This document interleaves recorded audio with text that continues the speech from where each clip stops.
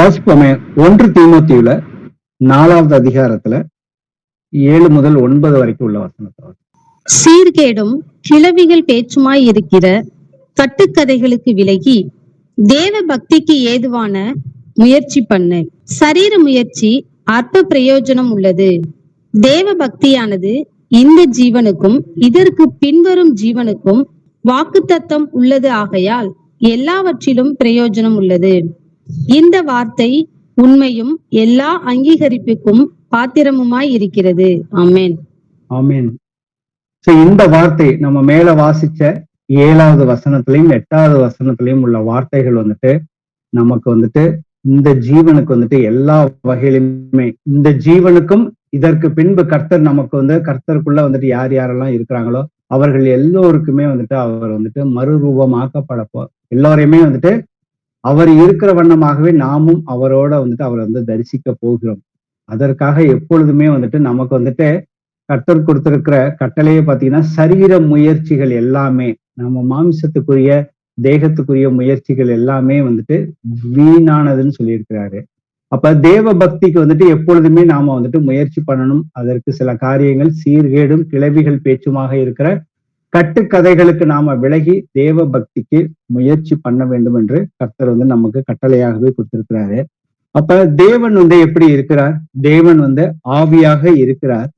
தேவ பக்தின்னு சொல்லி இருக்கிறப்ப தேவ பக்திக்கு நாம முயற்சி பண்ணணும்னாக்க நாம தேவ பக்தி நமக்குள்ள வந்துட்டு எப்படி ஒவ்வொருத்தருக்குள்ளாக வரும்னாக்க தேவ பக்திக்குரிய ரகசியமானது தேவன் மாமிசத்தில் வெளிப்பட்டார், ஆவியிலே நீதி உள்ளவர் என்று விளங்கப்பட்டார். அப்ப தேவன் வந்துட்டு எப்படி அவர் எப்பேற்பட்ட தன்மையில இருக்கிறார் அப்படிங்கிற நாம எல்லோருமே மாமிசத்துல இருக்கிறோம். மாமிசத்துக்குரியவைகளை நாம வந்துட்டு சிந்தித்து கொண்டு அதன்படி நடந்து கொண்டுதான் வந்துட்டு இருக்கிறோம். ஆனா இன்னைக்கு கர்த்தருடைய கிருபையினால தேவன் வந்து யார் என்பதை வந்துட்டு நாம வந்து முழுமையா அறிந்து கொண்டு ஒவ்வொரு நாளும் அவருடைய வேத வாக்கியங்களை இந்த 8 மணி காலில் வந்துட்டு நாம ஆராய்ஞ்சு பார்க்கறதுக்கு நமக்கு பெரிய கிருபையை கொடுத்திருக்கிறாரு. அப்ப நாம டெய்லி அவரை வந்து ஆராய்ஞ்சு அவருடைய வசனங்களை ஆராய்ஞ்சு பார்க்கிறப்ப அவரை முழுமையாக நாம அறிந்து கொண்டு அவருடைய கிருபையில ஆவிக்குரியவர்களாக நாம் மாற வேண்டும் என்பதுதான் அவரோட சித்தம். தேவன் ஆவியாக இருக்கிறார். அவரை தொழுது கொள்ளுகிறவர்கள் உண்மையோடும் ஆவியோடும் தொழுது கொள்ள வேண்டும். அப்ப கர்த்தர் வந்துட்டு நம்மளை வந்துட்டு தெரிந்து கொண்டாருன்னா வந்து நாம யாருமே கர்த்தரை வந்துட்டு தெரிந்து கொள்ளவில்லை. கர்த்தர் தான் நம்மளை வந்துட்டு தெரிந்து எடுத்திருக்கிறார். யோவான் 15:16 நான் உங்களை தெரிந்து கொண்டேன், நீங்கள் போய் எதற்காக தெரிந்து கொண்டார்? நீங்கள் போய் கனி கொடுக்கும்படியாகவும் உங்கள் கனி நிலைத்திருக்கும்படி நான் உங்களை ஏற்படுத்தி இருக்கிறேன்னு வந்து கர்த்தர் சொல்லியிருக்கிறார். இந்த வசனத்தின்படி பாத்தீங்கன்னாக்க நாம வந்துட்டு அவருக்கு வந்துட்டு எப்பொழுதுமே வந்துட்டு மிகுந்த கனிகளை கொடுப்பதற்காக தான் கர்த்தர் நம்மளை வந்துட்டு தெரிந்து கொண்டு அவருடைய ஆவியை நம்ம ஒவ்வொருத்தருக்குள்ளாக வந்துட்டு முழுமையாக கொடுத்திருக்கிறார். அப்ப தேவ பக்திக்கு ஏதுவாக முயற்சி பண்ண வேண்டும் என்றால் என்ன பாத்தீங்கன்னாக்க நாம மாமிசத்துக்குரிய சரீரத்துல வந்து நாம வந்துட்டு நம்ம சரீரத்தை ஒழுங்கா வச்சுக்கணும், வலுவா வச்சுக்கணும், பலமா வச்சுக்கணும்னாக்கா அதுக்குண்டான மாமிசத்துக்குரிய பயிற்சிகள் எக்ஸசைஸுகள் எல்லாம் வந்துட்டு பண்றோம், நடைப்பயிற்சி பண்றோம். அதே போல நாமளும் வந்துட்டு ஆவிக்குரிய ரீதியில வந்துட்டு கர்த்தரோடு எப்பொழுதுமே நாம வந்து கர்த்தரோடு சார்ந்து இருக்கணும். அப்படின்னாக்கா ஆவிக்குரிய ஒழுங்குகள்னு இருக்குது. அப்ப கர்த்தருக்குள்ள எப்பொழுதுமே நாம வந்து ஒப்புரவாகி அவருக்குள் எப்பொழுதுமே அவரை மட்டும் சார்ந்து அவரோடு ஐக்கியப்பட்டு இருக்க வேண்டும். அதன் மூலமாக நம்மளுடைய பழைய மனுஷன், பழைய குணாதிசயங்கள், கர்த்தருக்கு பிடிக்காத எல்லா காரியங்களும் நம்மளை விட்டு அகன்று விட்டு நமக்குள்ள வந்துட்டு நல்ல பண்பு மற்றும் நம்மளுடைய நடத்தைகள் எல்லாமே வந்துட்டு கர்த்தராகி இயேசு கிறிஸ்துவை போல நாம வந்துட்டு அவர் பூமியில் எப்படி இருந்தாரோ அதே போல நாம ஒவ்வொருத்தரும் வந்துட்டு மாற வேண்டும் என்பதுதான் வந்து கர்த்தருடைய சித்தமாக இருக்கிறது. கர்த்தர் சொல்லியிருக்காரு 1 பேதுரு 1:15 நான் பரிசுத்தர், நீங்கள் உங்கள் நடக்கைகள் எல்லாவற்றிலுமே பரிசுத்தமாக இருங்கள்னு சொல்லியிருக்காரு. அப்ப நான் வந்துட்டு தேவ பக்திக்கு முயற்சி பண்ணணும்னாக்கா அதுக்கு ஏற்கனவே நாம வந்துட்டு இது தொடர்பா வந்துட்டு ஏற்கனவே 2 தடவை பைபிள் ஸ்டடி பண்ணியிருக்கோம். அதுல பாத்தீங்கன்னா ஒரு 6 விஷயங்களை குறிச்சு நம்ம ஏற்கனவே வந்து தலைப்புகள்ல வந்துட்டு 2 விஷயங்களை பார்த்துருக்கிறோம். முதல் காரியம் பாத்தீங்கன்னாக்க ஜெபம் செய்ய வேண்டும். ஆவிக்குரிய பயிற்சி எனக்கு இருக்கணும். அதுல முக்கியமான காரியம் வந்து பாத்தீங்கன்னா அனுதினமும் எனக்கு வந்துட்டு ஜெபம் வேணும். வேத வாக்கியங்களை ஆராய்ந்து பார்க்க வேண்டும், தியானிக்க வேண்டும். அப்பொழுதுதான் நமக்கு வந்து அதுல நித்திய ஜீவன் இருக்குதுன்னு சொல்லியிருக்காரு. ஏன்னா நம்மளுடைய ஜெபங்கள் கேட்கப்படுவதற்கு நீங்கள் என்னிலும் என் வார்த்தைகள் உங்களிலும் நிலைத்திருந்தால் நீங்கள் கேட்டுக்கொள்வது எதுவோ அது உங்களுக்கு செய்து கொடுக்கப்படும். அடுத்தது உபவாசம், சபை கூடுதல், நற்கிரிகைகள், சுவிசேஷம் அறிவித்தல், போதித்தல். இந்த 6 காரியங்களை குறித்து ஏற்கனவே ஜெபத்தை குறிச்சும் வேத தியானத்தை குறிச்சும் நம்ம பார்த்திருக்கிறோம். இன்னைக்கு நாம பார்க்க போறது காரியம் பாத்தீங்கன்னா சபை கூடி வரணும்னு கர்த்தர் கட்டளையாகவே கொடுத்திருக்கிறாரு. இப்ப வாசிப்போமே, எபிரேயர்ல 10வது அதிகாரத்துல 24, 25. மேலும் அன்புக்கும் நற்கிரியைகளுக்கும் நாம் ஏவப்படும்படி ஒருவரையொருவர் கவனித்து சபை கூடி வருதலை சிலர் விட்டுவிடுகிறது போல நாமும் விட்டுவிடாமல் ஒருவருக்கொருவர் புத்தி சொல்ல கடவோம். நாளானது சமீபித்து வருகிறதை எவ்வளவாய் பார்க்கிறீர்களோ அவ்வளவாய் புத்தி சொல்ல வேண்டும். ஆமேன். ஆமேன். இப்ப சபை கூடி வருதலை விட்டு விடக்கூடாதுன்னு நமக்கு கர்த்தர் கட்டளையாகவே கொடுத்திருக்கிறாரு. நமக்கு சில வசனங்கள் ஏற்கனவே தெரிந்த சபை என்றால் என்ன, சபையோட பெயர்கள் எப்படி இருக்கும், சபை ஒவ்வொரு பட்டணத்திலையும் ஒவ்வொரு சபை தான் இருக்க வேண்டும் சொல்லி நமக்கு அநேக வசனங்கள் இங்க இருக்கிறவர்கள் எல்லோருக்குமே தெரியும். அதே போல சபையை யார் வழி நடத்த வேண்டும், அந்தந்த ஊர்ல இருக்கிற அந்தந்த பட்டணத்துல இருக்கிற மூப்பர்களை ஏற்படுத்த வேண்டும் என்று நமக்கு ஏற்கனவே அப்போஸ்தலர் நடபடிகளையும் சரி மற்ற நிருபங்களையும் பவுல் தெளிவாக நமக்கு சொல்லி கொடுத்திருக்கிறாரு. ஆனா கர்த்தர் அங்கீகரிக்கிற சபை எது, கட்டடத்துல கூடுற சபையா இல்ல வீட்டுல கூடுகிற சபையா? ஒரு சில வசனங்களை வாசிப்போமே. ரோமர்ல 16:5 வாசிப்போம். அவர்களுடைய வீட்டிலே கூடி வருகிற சபையையும் வாழ்த்துங்கள். அகாயாவிலே கிறிஸ்துவுக்கு முதற் பலனாகிய என் பிரியமான எப்பனேத்தை வாழ்த்துங்கள். ஆமென். ஆமென். இந்த இடத்துல ஆவியானவர் சொல்றாரு, தெளிவா சொல்றாரு, அவர்களுடைய வீட்டிலே கூடி வருகிற சபையை வாழ்த்துங்கள் சொல்லியிருக்காரு. அப்ப இன்னொரு வசனத்தை வாசிப்போம். 1 கொரிந்தியர்ல 16:19. ஆசியா நாட்டில் உள்ள சபையார் உங்களை வாழ்த்துகிறார்கள். ஆக்கில்லாவும் பிரிஸ்கில்லாலும் தங்கள் வீட்டிலே கூடுகிற சபையோடும் கூட கர்த்தருக்குள் உங்களை மிகவும் வாழ்த்துகிறார்கள். ஆமேன். ஆமேன். இந்த வசனத்திலையும் பாத்தீங்கன்னாக்க அவர்கள் தங்கள் வீட்டிலே கூடுகிற சபையோட கூட கர்த்தருக்குள் உங்களை மிகவும் வாழ்த்துகிறார்கள். அப்ப ஆவியானவர் ரொம்ப தெளிவாவே போட்டிருக்காரு. இந்த விஷயங்கள் எதுக்கு இந்த வார்த்தையை பயன்படுத்தணும், வீட்டிலே கூடுகிற சபைன்னு சொல்லியிருக்காருங்கிறத நம்ம நிதானிச்சு பார்ப்போம். ஏன்னா கர்த்தர் வீட்டுல கூடுகிற சபையை மட்டும்தான் வாழ்த்துறாரு இந்த இடத்துல. அப்ப நாமே நிதானிக்கிறவர்களாகவே, இன்னும் கட்டடத்துல இருக்கிறாங்க, கர்த்தரை அங்கதான் ஆராதிக்க போகணும் அப்படின்னு நமக்குள்ள இன்னும் சிந்தனை ஓட்டங்கள் ஏதாவது இருந்துச்சுனாலும் இல்ல மற்றவர்கள் மூலியமாக அந்த கருத்துக்களை நம்ம இருதயத்துக்குள்ள நுழைக்கிறதுக்கு முயற்சிக்க செய்தாலும் அதை நாம இந்த வசனத்தின் மூலியமாக மேற்கொள்ள வேண்டும். இதை குறித்து சுருக்கமா அப்போஸ்தலர்ல அந்த வீடுகள்ல கூடின சபைகள்ல என்ன பண்ணுனாங்க அப்படிங்கறது குறித்து அப்போஸ்தலர் 20:20-21 வாசிப்போம். பிரயோஜனமானவைகளில் ஒன்றையும் நான் உங்களுக்கு மறைத்து வைக்காமல் வெளியரங்கமாக வீடுகள் தோறும் உங்களுக்கு பிரசங்கித்து உபதேசம் பண்ணி தேவனிடத்திற்கு மனம் திரும்புவதை குறித்தும் நம்முடைய கர்த்தராகிய இயேசு கிறிஸ்துவை விசுவாசிப்பதை குறித்தும் நான் யூதருக்கும் கிரேக்கருக்கும் சாட்சியாக அறிவித்தேன். அப்ப இந்த இடத்துல பாத்தீங்கன்னாக்க கர்த்தராகிய இயேசு கிறிஸ்துவ அவர் வீடுகள் தோறும் தான் போய் போதிச்சாரு. போதிச்சது எதை குறித்து போதிச்சாரு? மனம் திரும்புதலை குறித்தும் பாவத்தை குறித்தும் தான் அங்க முக்கியமா போதிக்கிறாங்க. அப்ப இயேசு கிறிஸ்துவ மேல நாம ஒவ்வொருத்தரும் விசுவாசம் வைக்க வேண்டும். அதை குறிச்சுதான் அங்க போதனையும் நடந்துச்சு, புத்தி சொல்லி இருக்கிறாரு. அதை சாட்சியோட அறிவித்தேன்னு சொல்லி பவுல் சொல்லியிருக்காரு.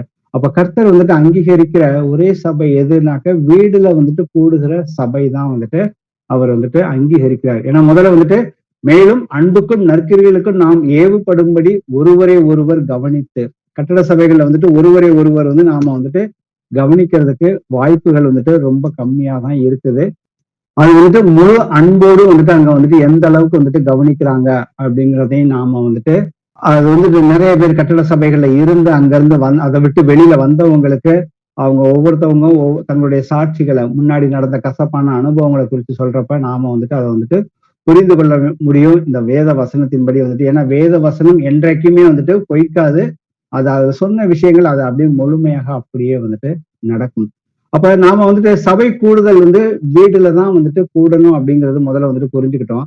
அப்ப சபை கூடுகையோட நமக்கு அதனால சபையை வீட்டுல கூடுகிறதுனால நமக்கு என்னென்ன நன்மைகள் இருக்குது அப்படிங்கிறத முதல்ல ஒரு சில வசனங்கள் வாசிப்போமே. 1 கொரிந்தியர்ல 12:26. ஆதலால் ஒரு அவயவம் பாடுபட்டால் எல்லா அவயவங்களும் கூட பாடுபடும். ஒரு அவயவம் மகிமைப்பட்டால் எல்லா அவயவங்களும் கூட சந்தோஷப்படும். ஆமென். ஆமென். ரோமர் 12:5 சொல்லுது, அநேகராகிய நாமும் கிறிஸ்துவுக்குள் ஒரே சரீரமாக இருக்க ஒருவருக்கு ஒருவர் அவயங்களாக இருக்கிறோம். அந்த சபை அப்படிங்கிறது பாத்தீங்கன்னாக்கா கர்த்தராகிய இயேசு கிறிஸ்துவின் சரீரம். அந்த சரீரத்துக்குள்ள நாம எல்லோருமே வந்துட்டு ஆத்துமாக்கள் மட்டும்தான் அந்த சரீரத்துக்குள்ள இருக்குது. அப்ப நாம எல்லோருமே வந்துட்டு கர்த்தருடைய சரீரத்துக்குள்ள ஒவ்வொருத்தரும் அவயங்களாக இருக்கிறோம். அந்த சரீரத்துக்கு தலை கர்த்தராகிய இயேசு கிறிஸ்து.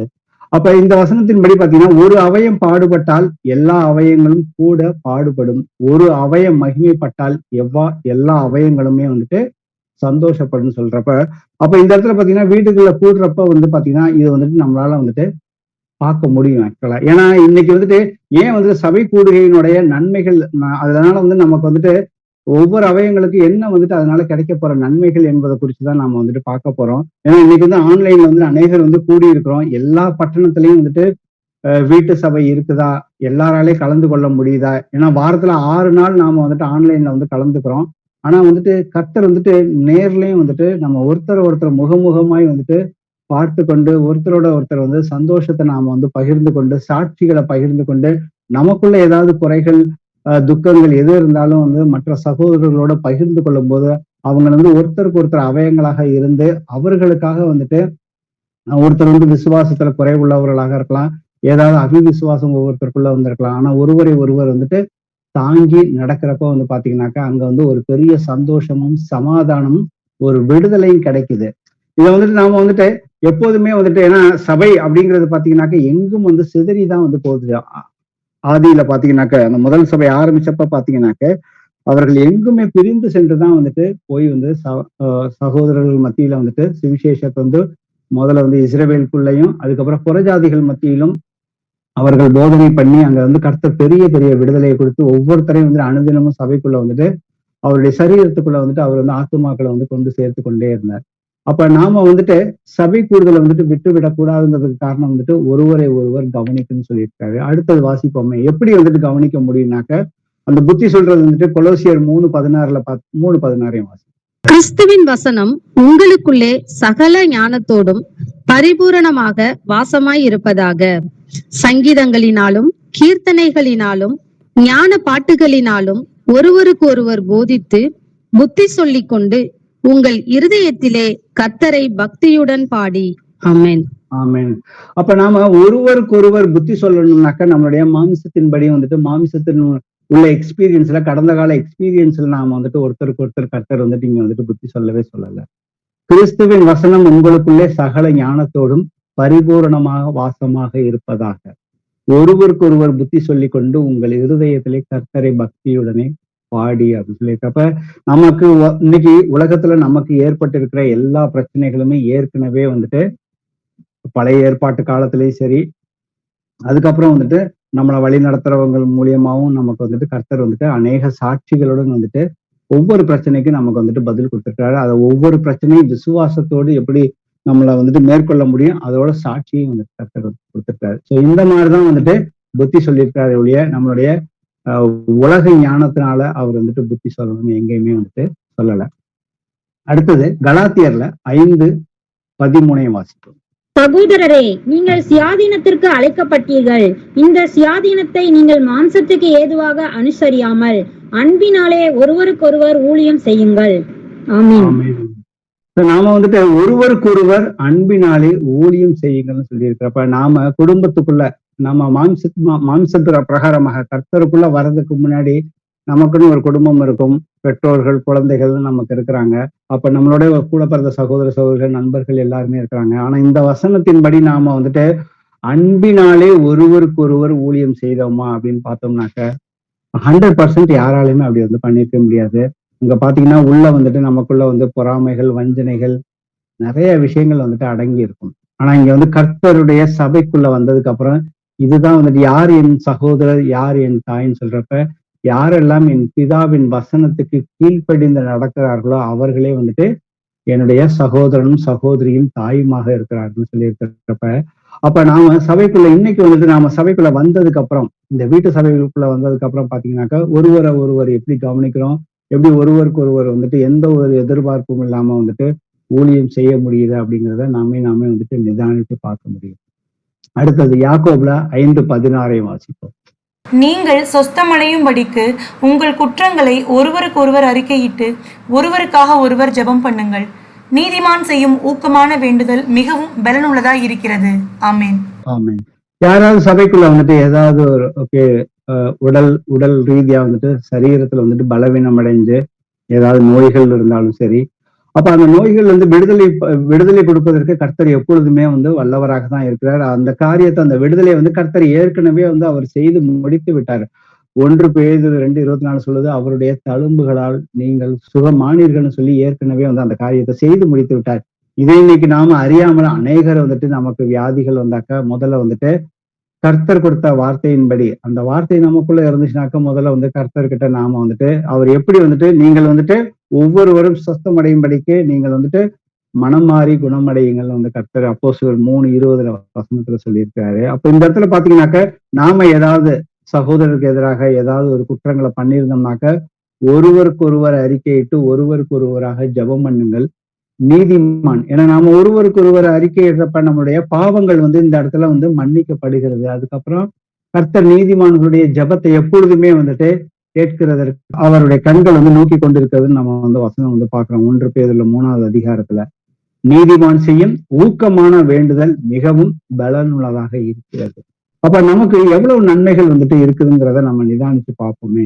அப்ப சபை கூடி வரதை வந்துட்டு விட்டு விடக்கூடாதுன்னு வந்து கர்த்தர் வந்து சொல்லி இருக்கிறது காரணமே வந்துட்டு நாம கடைசி வரைக்கும், ஏன்னா அவருடைய ஆவியை பெற்றுக்கொண்டவர்கள் எந்த ஒரு காரியத்திலையும் வந்துட்டு நாம வந்துட்டு பின்னடைஞ்சு போகக்கூடாது. ஆக்சுவலா ஏதாவது ஒரு காரியத்துல வந்து மாம்சமான காரியத்துல வந்துட்டு வசனத்துக்கு விரோதமாக கர்த்தருக்கு எதிராக நாம பாவம் செய்யாதபடி நாம நம்மளே வந்துட்டு காத்து கொள்வதற்காக தான் கர்த்தர் வந்துட்டு சபை கூடி வருதலை வந்துட்டு விட்டு விடக்கூடாதுன்னு சொல்லியிருக்காரு. வாசிப்போமே, யாக்கோபுல 5:19-20. சகோதரரே, உங்களில் ஒருவன் சத்தியத்தை விட்டு விலகி மோசம் போகும்போது மற்றொருவன் அவனை திருப்பினால், தப்பி போன மார்க்கத்தினின்று பாவியை திருப்புகிறவன் ஒரு ஆத்துமாவை மரணத்தினின்று ரட்சித்து திரளான பாவங்களை மூடுவான் என்று அறிய கடவன். ஆமென். ஆமென். அப்ப யாராவது வந்து நமக்குள்ள வந்துட்டு சபையை விட்டு இல்ல ஏதாவது ஒரு பிரச்சனை காரணமாக பின்வாங்கி போயிட்டாங்கனாக்க அவரை வந்துட்டு இன்னொரு சகோதரர் போய் அவரை வந்து சத்தியத்தை சொல்லி அவருக்கு சாந்தமா உபதேசம் பண்ணி அந்த ஆத்மாவை வந்துட்டு மறுபடியும் சபைக்குள்ள கொண்டு வரப்ப பாத்தீங்கன்னாக்க அப்ப அந்த இடத்துல என்ன நடக்குது, திரளான பாவங்களை வந்துட்டு அங்க வந்துட்டு மூடுறான்னு சொல்லியிருக்குது. அப்போ ஒரு ஆத்மா வந்து மரணத்திலிருந்து அந்த ஆத்மா வந்துட்டு காக்கப்படுகிறது. அப்ப நமக்கு எவ்வளவு வந்துட்டு கர்த்தர் வந்து நன்மையான காரியங்களை தான் வச்சிருக்கிறாரு. ஆனா அதற்கு விரோதமாக நாம வந்துட்டு என்னைக்குமே வந்துட்டு செயல்படக்கூடாது. எந்த ஒரு காரியத்தையும் நாம செய்யறப்ப பாத்தீங்கன்னாக்க சபைக்குள்ள செய்யறப்ப முறுமுறுப்பு இல்லாமல் ஒருவரை உபசரியுங்கன்னு சொல்லியிருக்கிறாரு. அடுத்தது வாசிப்போமே, எபிரேயர்ல 3:12 12-14 வரைக்கும். சகோதரரே, ஜீவனுள்ள தேவனை விட்டு விலகுவதற்கு ஏதுவான அவிவிசுவாசம் உள்ள பொல்லாத இருதயம் உங்களில் ஒருவனுக்குள்ளும் இராதபடிக்கு நீங்கள் எச்சரிக்கையாயிருங்கள். உங்களில் ஒருவனாகிலும் பாவத்தின் வஞ்சனையினாலே கடினப்பட்டு போகாதபடிக்கு இன்று எண்ணப்படும் அளவும் நாடோறும் ஒருவருக்கொருவர் புத்தி சொல்லுங்கள்.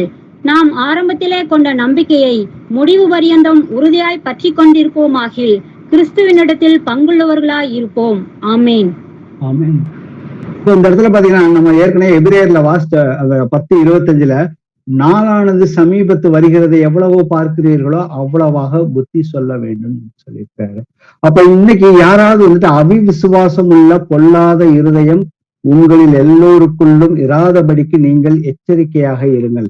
இன்னைக்கு இருக்கிற காலகட்டத்தை வந்து நாம வந்துட்டு நிதானிச்சு பார்க்க வேண்டிய கட்டாயத்துல இருக்கிறோம். ஏன்னா இன்னைக்கு வந்துட்டு அநேக மீடியாக்கள்லயும் சரி, இன்னைக்கு அநேக போதகர்களும் வந்துட்டு இன்னைக்கு உலகத்துல நடக்கிற சம்பவங்களை வச்சுட்டு கர்த்தருடைய 2ஆம் வருகை மிகவும் சமீபமாக இருக்கிறது, ரகசிய வருகை இருக்கிறது, அதே போல வந்துட்டு வெளிப்படுத்தின விசேஷத்துல வந்துட்டு 13வது அதிகாரத்துல வந்துட்டு வலது கையிலையும் நெற்றிலையும் வந்துட்டு முத்திரை போட போறாங்க அப்படின்னு சொல்லி சிப்பு வந்துட்டு அது வருதுன்னு சொல்லி இன்னைக்கு அநேக போதகர்கள் வந்துட்டு போதிச்சு கொண்டு இன்னைக்கு நாம வந்து வீட்டு சபைக்குள்ள இருந்தாலும் சிலர் வந்துட்டு அதை குறிச்சு அவங்களுக்குள்ளே வந்துட்டு, ஆனா அவங்க போதிக்கிறவர்கள் எல்லோருமே வந்துட்டு என்ன சொல்றாங்கன்னாக்க அவர்கள் வந்துட்டு அங்கங்க நடக்கிற சம்பவங்களை அங்கங்க உள்ள ஒவ்வொரு வசனங்களை காலகட்டத்துக்கு ஏத்த மாதிரி அவர்கள் எடுத்துக்கொண்டுதான் போதிக்கிறாங்களே ஒழிய அதை வந்துட்டு கர்த்தர் சொல்லியிருக்கபடி வந்துட்டு எந்த ஒரு சத்தியத்தையும் நாம கை கொள்ளணும் விசுவாசிக்க வேண்டும் என்றால் 2-3 சாட்சிகள் கண்டிப்பா வேணும்னு சொல்லியிருக்கிறாரு.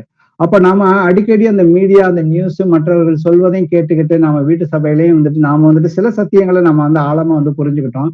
இன்னும் அந்த ரகசிய வருகையை குறித்து அந்த ஒரு தெளிவான விஷயங்கள், ஏன்னா இன்னைக்கு வந்து நடக்கிற போர் மேகங்கள் வந்துட்டு இன்னைக்கு வந்து உலகம் முழுக்க வந்துட்டு சூழ்ந்து கொண்டிருக்கிறது. அதே போல பொருளாதார பிரச்சனைகளும் வந்துட்டு எல்லா நாடுகள் மத்தியிலும் வந்துட்டு வளர்ந்து கொண்டே வருகிறது. எப்ப எது நடக்குமோ என்று தெரியாம வந்துட்டு இன்னைக்கு வந்துட்டு உலகம் வந்துட்டு ஒரு தத்தளிப்பின் பாத்திரத்துலதான் வந்துட்டு போய் கொண்டிருக்கிறது. அந்த நேரத்துல வந்துட்டு அதற்கேற்ற மாதிரியான வசனம் இல்லாத நியூஸ்களை வந்துட்டு போதகர்கள் பேசும் பொழுது பாத்தீங்கன்னாக்க அந்த வீட்டு சபைக்குள்ள இருக்கிறவங்களுக்குள்ளே வந்துட்டு சில நேரத்துல அவிவிசுவாசம் வந்துட்டு உள்ள வந்துட்டு வருது.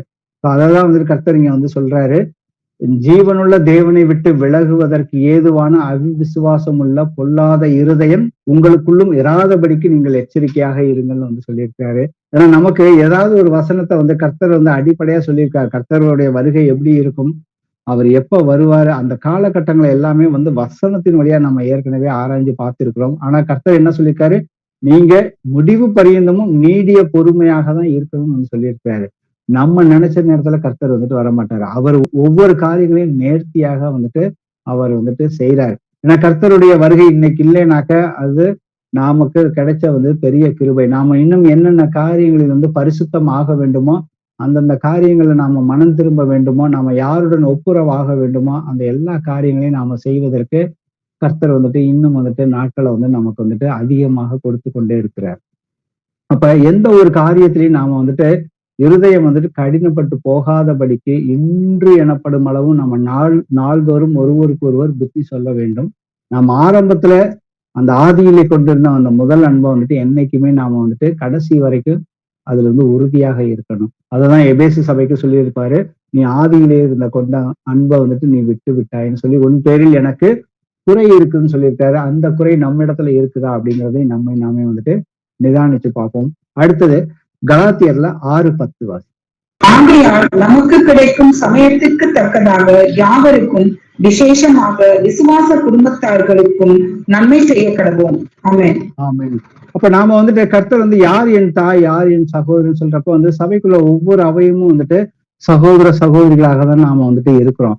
அப்ப சமயம் இங்க வந்து கர்த்தர் குறிப்பா சொல்றாரு, எல்லாருக்குமே உதவி செய்யணும். ஆனாலும் வந்து சமயம் கிடைக்கும் பொழுது நமக்கு கிடைக்கும் சமயத்திற்காக யாவருக்கும், குறிப்பாக விசுவாச குடும்பத்திற்காகவும் நாம வந்துட்டு நன்மை செய்ய கடவுள்னு சொல்லியிருக்கிறோம். அப்ப யாராவது வந்து சபைக்குள்ள வந்துட்டு ஏதாவது ஒரு காரியங்களை வந்து கஷ்டப்படுறப்ப, மாம்ச ரீதியாக கஷ்டப்படுறப்ப, அவர்கள் வந்துட்டு அந்த சமநிலை பிரமாணத்தின்படி வந்து உள்ளவர்கள் வந்துட்டு இல்லாதவர்களுக்கு அந்த நேரத்துல அந்த சமயத்துல வந்துட்டு கொடுத்து உதவி செய்வது வந்துட்டு கர்த்தருக்கு வந்துட்டு மிகவும் பிடித்தமான ஒரு காரியம். இதெல்லாம் பாத்தீங்கன்னாக்கா சபை கூடி வரும் பொழுதுதான் இதை வந்துட்டு முழுமையாக ஒருத்தர் வந்து நாம வந்து புரிந்து கொண்டு நாம நம்மளுடைய சாட்சிகளை சந்தோஷங்களையும் கர்த்தர் நமக்கு செய்த அநேக கிருபைகளையும் குறித்து நாம மற்றவர்களோட பகிர்ந்து கொள்றப்ப மற்றவர்களுடைய வாழ்க்கையிலேயே அது வந்துட்டு ஒரு வெளிச்சத்தை வந்துட்டு கிடைக்குது. அடுத்தது கடைசியா வந்துட்டு பார்ப்போமே, நமக்கு நன்மைகள் நம்ம சபை கூடி வருதலோட நன்மைகளை குறித்து பாக்குறப்ப 2 கொரிந்தியர்ல முதல் அதிகாரத்துல 3-5 வரைக்கும் வாசிப்போம்.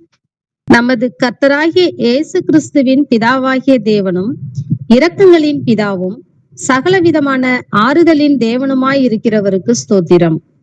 தேவனால் எங்களுக்கு அருளப்படுகிற ஆறுதலினாலே எந்த உபத்திரவத்திலாகிலும் அகப்படுகிறவர்களுக்கு நாங்கள் ஆறுதல் செய்ய திராணி உள்ளவர்கள் ஆகும்படி எங்களுக்கு வரும் சகல உபத்திரவங்களிலேயும் அவரே எங்களுக்கு ஆறுதல் செய்கிறவர். எப்படியெனில் கிறிஸ்துவினுடைய பாடுகள் எங்களிடத்தில் பெருகுகிறது போல கிறிஸ்துவினாலே எங்களுக்கு ஆறுதலும் பெருகுகிறது. ஆமென். ஆமென்.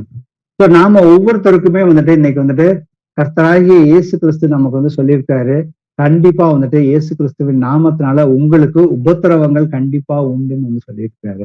இப்ப நமக்கு அநேக உபத்திரவங்கள் வந்து இயேசு கிறிஸ்துவின் நாமத்தினால பாவத்தை எதிர்த்து போராடுறப்ப நமக்கு வந்துட்டு நாம வேலை செய்யற இடத்துலயும் சரி, நம்ம வீட்டுக்குள்ளேயும் சரி, அதே போல நம்ம சொந்தக்காரவங்க மத்தியிலும் நண்பர்கள் மத்தியிலும் வந்துட்டு நமக்கு அநேக உபத்திரவங்கள் வந்துட்டு ஏதாவது ஒரு கேலி பேச்சும் கிண்டலும், இவர்கள் வந்து முந்தி இருந்த எப்படி ஒரு காலத்துல இருந்தாங்க, இன்னைக்கு வந்துட்டு பெரிய வந்துட்டு நீதிமான் மாதிரி பேசுறாங்க அப்படின்னு சொல்லிட்டு நமக்கு அநேக விதமான சோர்வுகளை கொண்டு வரக்கூடிய விஷயங்கள் நமக்கு நடக்கும். ஆனா இங்க வந்து பவுலுக்கு பாத்தீங்கன்னாக்கா கர்த்தருடைய நாமத்தினால அநேக சரீர பிரகாரமான உபத்திரம் வந்துட்டு நடந்துச்சு. நாமளும் அதே போல கர்த்தருடைய நாமத்தினால வந்து சுவிசேஷத்தை நாம மற்றவர்களுக்கு சொல்லும் போது, புறஜாதிகள் மத்தியில போகும்போதும் சரி, சபைக்குள்ள வந்துட்டு போய் நம்ம மற்ற சபைகள்ல வந்து கட்டள சபைகள்ல இருக்கிறவங்களுக்கு நாம சத்தியத்தை சொல்லும் பொழுது அங்க நமக்கு விரோதமாக பிரச்சனைகள் கண்டிப்பா வந்துட்டு வரதான் செய்யுது. ஆனா அதற்கெல்லாம் வந்து கர்த்தர் நமக்கு வந்து இந்த வசனத்தின்படி பாத்தீங்கன்னாக்க கர்த்தர் நமக்கு வந்து நேரடியாகவும் அவர் ஆறுதல் கொடுக்கிறாரு. அதே போல வந்து சபைக்குள்ள இருக்கிற சகோதரர் மூலியமாகவும் நமக்கு வந்துட்டு நம்ம உபத்திரங்கள் வந்து விடுதலை கொடுப்பதற்கு எல்லா விதமான அது வந்து அவரே அவருடைய நாமத்தினால நமக்கு முழு பாதுகாப்பையும் கொடுக்கிறாரு. நமக்கு எந்த ஒரு பயமும் தேவையில்லை. அப்ப இதெல்லாம் பாத்தீங்கன்னாக்க நமக்கு வந்து கிடைச்சிருக்கிற நன்மைகள். நாம வந்து சபை கூடி வருதலை வந்து விட்டு விடக்கூடாது. விட்டு விடாமல் இருந்தாதான் நாம வந்து உறுதியாக விசுவாசத்துல கடைசி வரைக்கும் நாம வந்துட்டு நிலைச்சு நிக்க முடியும். நமக்கு ஒரு பிரச்சனையோ, உபத்திரவமோ, வியாதியோ, இல்ல ஏதாவது மாம்ச பிரகாரமாக ஏதாவது குறை இருந்தாலும் சரி, அவிவிசுவாசம் உள்ள காரியங்கள் நமக்குள்ள வந்து சிந்தனைக்குள்ள சாத்தான் வந்து திணிச்சிருந்தாலும் அதை நாம அனுமதிச்சிருந்தாலும் நமக்கு வந்துட்டு கர்த்தர் வந்துட்டு அந்த சபை கூடுதல் மூலியமாக நமக்கு வந்துட்டு விடுதலை வந்து கர்த்தர் எப்பொழுதுமே கொடுக்கறதுக்கு வல்லவராக இருக்கிறாரு. சோ இது வந்துட்டு நாம வந்து சபை கூடி வருதலை குறித்த அந்த நன்மைகளை குறித்து நாம வந்துட்டு பார்த்தோம். அடுத்தது வாசிப்போமே, எபேசியர்ல 4:3, அதுக்கப்புறம் கொலோசியர்ல 3:14-15 சேர்த்து வாசிப்போம். சமாதான கட்டினால் ஆவியின் ஒருமையை காத்துக் கொள்வதற்கு ஜாக்கிரதையாயிருங்கள். இவை எல்லாவற்றின் மேலும் பூர்ண சர்க்குணத்தின் கட்டாகிய அன்பை தரித்துக் கொள்ளுங்கள். தேவ சமாதானம் உங்கள் இருதயங்களில் ஆளக்கடவது. இதற்கென்றே நீங்கள் ஒரே சரீரமாக அழைக்கப்பட்டீர்கள். நன்றியறிதல் உள்ளவர்களுமாயும் இருங்கள். ஆமேன். ஆமேன். முதல்ல வந்து சொல்லியிருக்க விஷயம் பாத்தீங்கன்னாக்கா ஆவியின் ஒருமையை காத்துக் கொள்வதற்கு ஜாக்கிரதையாக இருங்கள். அடுத்த கொலோசியர்ல பாத்தீங்கன்னாக்க இதற்கென்றே நீங்கள் ஒரே சரீரமாக அழைக்கப்பட்டீர்கள். கர்த்தராகிய இயேசு கிறிஸ்துவின் அந்த சபை தான் வந்துட்டு சரீரமாக இருக்கிறது. அதுக்குள்ள நாம எல்லோருமே வந்துட்டு அவயங்களாக இருக்கிறோம். ஆனா அந்த ஒரே சரீரத்துக்குள்ள ஒரே ஆவிதான் வந்துட்டு இருக்குது. ரைட்டுங்களா? அதனால வந்து சமாதான கட்டினால் ஆவியின் ஒருமையை காத்துக் கொள்வதற்கு ஜாக்கிரதையாக இருங்கள்னு சொல்லி இருக்கிறப்ப நமக்கு சபை கூடி வருதல்னு ஒண்ணு இருக்குது. அது முக்கியமான காரியம். அதே போல வந்துட்டு சபையோட ஒற்றுமையை வந்துட்டு எந்த விதத்திலையும் வந்துட்டு சீர்கெட்டு போகக்கூடாது. அதற்கு நான் வந்துட்டு சபையில வந்து என்னுடைய குடும்பத்துக்குள்ள எப்படி என்ன மாம்ச பிரகாரமான என்னுடைய குடும்பத்துக்குள்ள ஏதாவது ஒரு பிரச்சனைனாக்க நான் எப்படி வந்துட்டு அந்த குடும்பத்துக்குள்ள வந்துட்டு அந்த சமாதானம் குலைஞ்சு அதாவது கெட்டு போகாதபடி என்னென்ன காரியங்கள் வந்துட்டு செய்யணுமோ அதை சரி செய்யணும். அதே போலதான் வந்துட்டு சபைங்கிறது வந்துட்டுமே கர்த்தராகிய இயேசு கிறிஸ்துவின் சபை இப்ப திருச்சி பட்டணம், கோவை பட்டணம், சென்னை பட்டணம்னாக்கா அந்தந்த ஊர்கள்ல இருக்கிற சபை ஒரே சபை வந்து இயேசு கிறிஸ்துவின் சரீரமாகிய சபை தான். அதுக்குள்ள வந்துட்டு நாம வந்துட்டு அங்க வந்து ஒருமைப்பாடு வந்துட்டு குலைஞ்சு போகிற மாதிரி ஏதாவது ஒரு காரியங்கள் நடக்குதுன்னா அதை வந்துட்டு பாதுகாக்க வேண்டிய பொறுப்பு என்னுடைய பொறுப்பு அப்படிங்கிறத வந்துட்டு நாம வந்துட்டு முதல்ல வந்துட்டு உணர்ந்து கொள்ள வேண்டும். இதை பாத்தீங்கன்னா நமக்கு வந்து பைபிள்ல பாத்தீங்கன்னாக்கா பரலோகத்தை குறிச்சோ நரகத்தை குறிச்சோ வந்துட்டு நிறைய வசனங்களை நாம பார்த்திருப்போம். அதை விட வந்துட்டு முக்கியத்துவம் கொடுத்தது பாத்தீங்கன்னா புதிய ஏற்பாட்டுல வந்துட்டு பாத்தீங்கன்னா சபையோட ஒற்றுமையை குறிச்சுதான் வந்துட்டு அதிகமாக ஒருமைப்பாடும் ஒற்றுமையை குறிச்சுதான் வந்து அதிகமான வசனங்கள் வந்துட்டு இருக்குது. அது நிருபங்களை நீங்க வாசிச்சு பாத்தீங்கன்னா இருக்கும். ஏன்னா அது வந்துட்டு சபையோட ஒருமைங்கிறது வந்துட்டு முக்கியமானது ஒன்று. நாம வந்துட்டு சபைக்குள்ள அநேக அவயங்களாக இருக்கிற நாம எல்லோரும் வந்துட்டு ஏக சிந்தை, ஏன்னா எல்லோருக்குள்ளும் ஒரே ஆவிதான் இருக்குது. ஏக சிந்தையுடன் இசைந்து வாழ்வதை தேவன் வந்துட்டு அதை வந்துட்டு ரொம்ப விரும்புறாரு.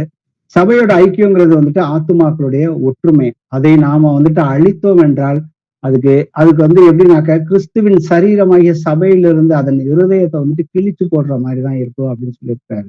அப்ப நாம வந்துட்டு சபையில வந்துட்டு ஒன்றாக சேர்ந்து இசைந்து வந்துட்டு நாம வந்துட்டு தேவனுடைய காரியங்களை வந்துட்டு செய்யணும். அப்போ வந்து பாத்தீங்கன்னாக்க நான் வந்து சபையோட ஒருமையை காத்து கொள்வதற்கு ஒவ்வொரு அவயங்களுக்கும் வந்துட்டு பொறுப்பு இருக்குது. அதை யாரும் சபையை வழி நடத்துறவங்களுக்கு மட்டும்தான் அந்த பொறுப்பு இருக்கு அப்படின்னு நாம வந்துட்டு நினைக்க கூடாது. ரெண்டாவது காரியம் பாத்தீங்கன்னாக்க யோவான் 17:20-23 வரைக்கும் வாசிப்போம்.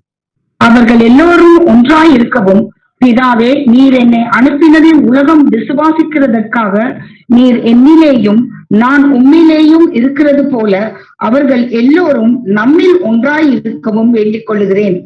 நாம் ஒன்றாய் இருக்கிறது போல அவர்களும் ஒன்றாய் இருக்கும்படி நீர் எனக்கு தந்த மகிமையை நான் அவர்களுக்கு கொடுத்தேன். ஒருமைப்பாட்டில் அவர்கள் தேறினவர்களாய் இருக்கும்படிக்கும் என்னை நீர் அனுப்பினதையும் நீர் என்னில் அன்பாய் இருக்கிறது போல அவர்களிலும் அன்பாய் இருக்கிறதையும் படிக்கும் நான் அவர்களிலும் நீர் என்னிலும் இருக்கும்படி வேண்டிக் கொள்ளுகிறேன். ஆமென். ஆமென். இந்த வசனத்துல பாத்தீங்கன்னாக்க கர்த்தர் வந்துட்டு இப்ப இதை நம்ம என்ன சிம்பிளா புரிஞ்சுக்கணும்னாக்க, நம்ம வந்து மாம்சத்துல நமக்குன்னு ஒரு குடும்பம் இருக்கு, நம்ம பெற்றோர்கள் இருக்காங்க. நம்ம பெற்றோர்களோட நம்ம குடும்பத்துக்குள்ள வந்து பாத்தீங்கன்னா பெற்றோர்களுக்கு ஒரு 4-5 குழந்தைகள் இருக்கிறப்ப அந்த குழந்தைகள் வளர்ந்து வரப்ப அந்த பெற்றோர் வந்துட்டு இந்த குழந்தைகள் ஒவ்வொரு குழந்தைகளும் ஒவ்வொருத்தரோட வந்துட்டு சமாதானமும் சந்தோஷமாக இருக்கணும், அவங்களுக்குள்ள வந்துட்டு பிரிவினைகள் இருக்கக்கூடாது, எல்லோருமே ஒரு தாயின் வயிற்றுல பிறந்தாங்கன்னு சொல்லி நாம வந்து மாம்சத்துல வந்துட்டு சிந்தித்து கொண்டிருக்கிறோம். அதே போலதான் நம்மளுடைய பிதாவானவர் மாம்சத்துல வெளிப்பட்டு அவர் வந்து கைது செய்யப்படுவதற்கு முன்னாடி அவர் வந்து பண்ணின ஜெபம், அவர் வந்து அந்த வேதனையான அந்த நேரத்துல வந்துட்டு அவருடைய இருதயத்துல இருந்த ஒரே ஒரு காரியம் வந்துட்டு அந்த ஒற்றுமை தான். ஏன்னா கர்த்தர் வந்துட்டு தன்னுடைய சபையை வந்துட்டு விலை கொடுத்து வாங்கியிருக்கிறார். அப்போஸ்தலர் 20:28 சொல்லுது, கர்த்தர் வந்துட்டு தேவன் தன்னுடைய சுய ரத்தத்தினாலே சபையை சம்பாதித்து கொண்டார்னு வந்துட்டு வசனம் வந்து இருக்குது. அப்ப ஏற்பட்ட அந்த அவர் எவ்வளவு பெரிய விலையை கொடுத்து நம்ம ஆத்துமாக்களை வந்துட்டு அவர் வந்துட்டு சபைக்குள்ள வந்து சேர்த்திருக்கிறாரு. அப்ப அந்த இடத்துல பாத்தீங்கன்னா அந்த சபைக்குள்ள வந்துட்டு ஒருமைப்பாடு ஒன்றுதான் இருக்கணும். ஏன்னா எல்லோருக்குள்ளும் இருக்கிறது ஒரே ஆவிதான். அப்ப அந்த இடத்துல வந்துட்டு பிரிவினைகளோ ஒரு முரண்பாடோ ஒரு மனமின்மையோ ஆகிய இவற்றால் வந்துட்டு நாம வந்துட்டு எந்த ஒரு பிரிவினையும் சபைக்குள்ள வந்துட்டு வரக்கூடாது அப்படிங்கிறது கர்த்தர் வந்துட்டு திட்டமும் தெளிவுமாக நமக்கு பவுல் மூலியமாக எபேசியர் 4:3 வாசிப்போமே. சமாதான கட்டினால் ஆவியின் ஒருமையை காத்து கொள்வதற்கு ஜாக்கிரதையாய் இருங்கள். ஆமென். ஆமென். சோ இந்த இடத்துல வந்துட்டு எச்சரிக்கிறார், ஜாக்கிரதையாக இருக்கணும்னு நம்ம ஒவ்வொருத்தர்கிட்டையும் வந்து கர்த்தர் வந்துட்டு சொல்லி இருக்கிறாரு. ஏன்னா இந்த சபை வந்துட்டு என்னுடைய சபை, இது என்னுடைய குடும்பம். எப்படி என்னுடைய மாம்சத்தின் குடும்பத்தை நான் வந்துட்டு ஜாக்கிரதையா வழி நடத்தணும், அதே போல வந்துட்டு நான் சபைக்குள்ள இருக்கிறப்ப வந்துட்டு அந்த ஆவியின் ஒருமையை வந்துட்டு கண்டிப்பாக வந்துட்டு காத்து கொள்ளக்கூடிய பொறுப்பு ஒவ்வொருவருக்கும் வந்து இருக்குதுங்கிறத நாம வந்துட்டு உணர்ந்து கொள்ள வேண்டும். அடுத்தது ரோமர்ல 14:19 வாசி. ஆனபடியால் சமாதானத்துக்கு அடுத்தவைகளையும் அந்நியோன்ய பக்தி விருத்தி உண்டாகத்தக்கவைகளையும் நாடக்கடவோம். ஆமேன். ஆமேன். அப்ப நமக்கு வந்து சமாதானத்தை தான் வந்து பின்தொடர்ந்து எப்பொழுதுமே செய்யணும். சபைக்குள்ள வந்துட்டு யாரு மத்தியிலேயாவது ஒரு பிரிவினைகளோ ஏதாவது ஒரு காரியத்துல வந்துட்டு வேற்றுமையான போதனைகளோ ஏதாவது வந்துட்டு பக்தி விருத்தி ஏதுக்கு இல்லாத காரியங்கள் சபைக்குள்ள நடக்கிறப்ப அதை வந்து சரி செய்ய வேண்டிய பொறுப்பு ஒவ்வொருத்தர்கிட்டே இருக்கு. அந்த விஷயங்களை அறிந்தவர்கள் வந்து அதை வந்து விரைவாக செய்து முடிக்க வேண்டும். ஏன்னா சாத்தானுக்கு சபைக்குள்ள வந்துட்டு இடம் கொடுக்க கூடாதுன்னு வந்துட்டு கர்த்தர் வந்து கட்டளையாகவே கொடுத்திருக்கிறாரு. அதை பொறுப்பு நாம வந்துட்டு உணர்ந்து இருக்கணும். யாரோ வந்து சபையை வழி நடத்துறாங்க, அவங்க பார்த்து போவாங்கன்னு அப்படிங்கிறது இல்லாம, ஏன்னா ஒவ்வொரு அவையும் தன்னுடைய வேலையை வந்துட்டு செய்யும். அப்ப நம்ம இடத்துல வந்துட்டு இருக்கும் வேறுபாடுகளை வந்துட்டு பொதுவான நமக்குள்ள வந்துட்டு பாத்தீங்கன்னா ஒவ்வொருத்தருக்குள்ள வந்து வெவ்வேறமான ஒரு குணாதிசயங்கள் இருக்கும். ஆனா வந்துட்டு ஒரே ஆவியை உடையவர்கள் ஏக சிந்தை உள்ளவர்களாக இருந்து நாம வந்துட்டு பொதுவான கர்த்தருக்குரிய காரியங்கள்ல வந்துட்டு நாம வந்துட்டு கவனம் செலுத்துறப்ப பாத்தீங்கன்னாக்க அங்க வந்து பக்தி விருத்தி வந்து உண்டாவதற்கு அநேக வந்துட்டு வாய்ப்புகள் வந்துட்டு இருக்குது. ஏன் அப்படி வசனத்துல நாம பார்த்தோம்னாக்க கர்த்தர் வந்துட்டு நம்ம வந்து ஒரே சரீரத்துக்குள்ள ஒவ்வொருத்தரையும் அவயங்களாக வந்து வச்சிருக்கிறாரு. ஆனா எல்லா அவயங்களும் வந்துட்டு ஒரே தொழில் செய்யாது அப்படின்னு சொல்லியிருக்காரு. கண்ணு வந்துட்டு தன்னுடைய கண்ணுக்குரிய வேலையை பார்க்கும், கைக்குரிய வேலையை பார்க்கும், காலுக்குரிய வேலையை பார்க்கும். அப்ப ஒவ்வொன்றும் ஆனா வந்துட்டு இது எல்லாமே வந்துட்டு சின்க்ரனைஸ்டா அதோட வேலையை சரியா செஞ்சாக்க அந்த சரீரம் வந்துட்டு வளர்ச்சி அடையும் சொல்லியிருக்காரு. அதுல ஏதாவது ஒரு இடத்துல வந்துட்டு குறைபட்டு போயிடுச்சுனாக்க அதோட வளர்ச்சி வந்துட்டு தடைபடும் வந்து கர்த்தர் சொல்லியிருக்காரு. அப்ப வாசிப்போமே 1 கொரிந்தியர்ல 1:10 வாசிப்போம். சகோதரரே, நீங்கள் எல்லோரும் ஒரே காரியத்தை பேசவும் இல்லாமல் ஏக மனதும் ஏக யோசனையும் உள்ளவர்களாய் சீர்பொருந்தி இருக்கவும் வேண்டும் என்று நம்முடைய கர்த்தராகிய இயேசு கிறிஸ்துவின் நாமத்தினாலே உங்களுக்கு புத்தி சொல்லுகிறேன். ஆமென். ஆமென். அப்ப நாம எல்லோருமே வந்துட்டு இதை வந்து முழுமையாக அறிந்து கொண்டு, ஏன்னா நம்ம வந்து எதற்காக வந்துட்டு சபைக்குள்ள வந்து வீட்டு சபைக்குள்ள இருக்கிறோம் அப்படிங்கறது என்ன நோக்கம் அப்படிங்கிறத அறிந்துக்கிட்டு கர்த்தர் யாருன்னு அறிஞ்சுக்கிட்டோம். அவர் அறிகிற அறிவுல அனுதினமும் நாம வந்துட்டு வளர்ந்துகிட்டே வரப்போ வந்துட்டு நம்மளுடைய மாம்சமான காரியங்கள் எல்லாமே வந்துட்டு பின்னோக்கி விட்டு ஆவிக்குரிய ரீதியில நாம வந்துட்டு வளர்ச்சி அடையணுங்கிறது தான் வந்துட்டு கர்த்தருடைய சித்தமாக இருக்குது. ஏன்னா நாம மாமிசத்துல இருந்தாலும் ஆவிக்குரியவர்களாக இருந்தால் மட்டுமே வந்துட்டு நாம பரிசுத்தத்துல எப்பொழுதுமே நிலைத்திருக்க முடியும். பரிசுத்தமாக இருக்கிறவன் இன்னும் பரிசுத்தமாகட்டும் வந்து கர்த்தர் வந்து சொல்லியிருக்காரு. ஏன்னா பரிசுத்தமாக இருக்கிறவன் அப்படியே இருன்னு கர்த்தர் சொல்ல, இன்னும் மேலும் மேலும் தான் வந்துட்டு பரிசுத்தமாக இருக்குன்னு சொல்லியிருக்காரு. ஏன்னா பரிசுத்தம் ஆயிட்டேன், என்கிட்ட பாவம் இல்லைன்னு சொல்லி ஒருவருக்கும் சொல்லுவதற்கு நமக்கு தகுதியே இல்லை. ஏன்னா அதுக்காக தான் நாம எபேசியர் 4:4 சொல்லுது, உங்களுக்கு உண்டான அழைப்பினாலே நாம எதற்காக அழைக்கப்பட்டிருக்கிறோம்? ஒரே நம்பிக்கைக்காக தான் அழைக்கப்பட்டது போல. ஒரே நம்பிக்கை வந்துட்டு கர்த்தர் எப்படி இருக்கிறாரோ அதே போல கர்த்தர் வர்ற அன்னைக்கு நாம எல்லோருமே மறுரூபமாக்கப்படுகிறோம். ஏன்னா இந்த உலகத்துல நாம வந்துட்டு எப்படி இருக்கணும்னு சொல்லியிருக்காரு, இந்த உலகத்தின் மேல வந்துட்டு நீங்க அன்பு வைக்காதீங்க. இந்த உலகத்தின் மேல நீங்க அன்பு வச்சீங்கன்னாக்கா அதுல வந்துட்டு பிதாவின் அன்பு இல்லைன்னு சொல்லியிருக்காரு. நீங்க உலகத்துல இருக்கிறப்ப ஒரு பரதேசிய போலதான் இருக்குன்னு சொல்லி நமக்கு வந்து 1 பேதுருல நீங்க எடுத்தோடனே முதல்ல 2 வசனங்களை வாசிச்சீங்கன்னா அழகா போட்டிருப்பாரு.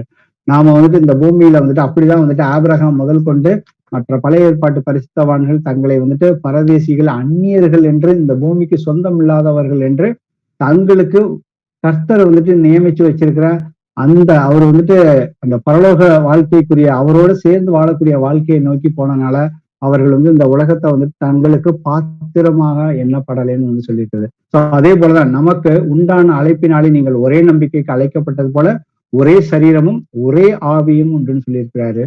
அப்ப நாம எல்லோருமே பிலிப்பியர் 2:2 சொல்றது போல நீங்கள் எல்லோருமே ஏக சிந்தையும் ஏக அன்பு உள்ளவருமாய் இருந்து இசைந்த ஆத்துமாக்களாக ஒன்றையே சிந்தித்து என் சந்தோஷத்தை நீங்கள் வந்து நிறைவாக்குங்கள்னு வந்து கர்த்தர் வந்து சொல்லியிருக்கிறாரு.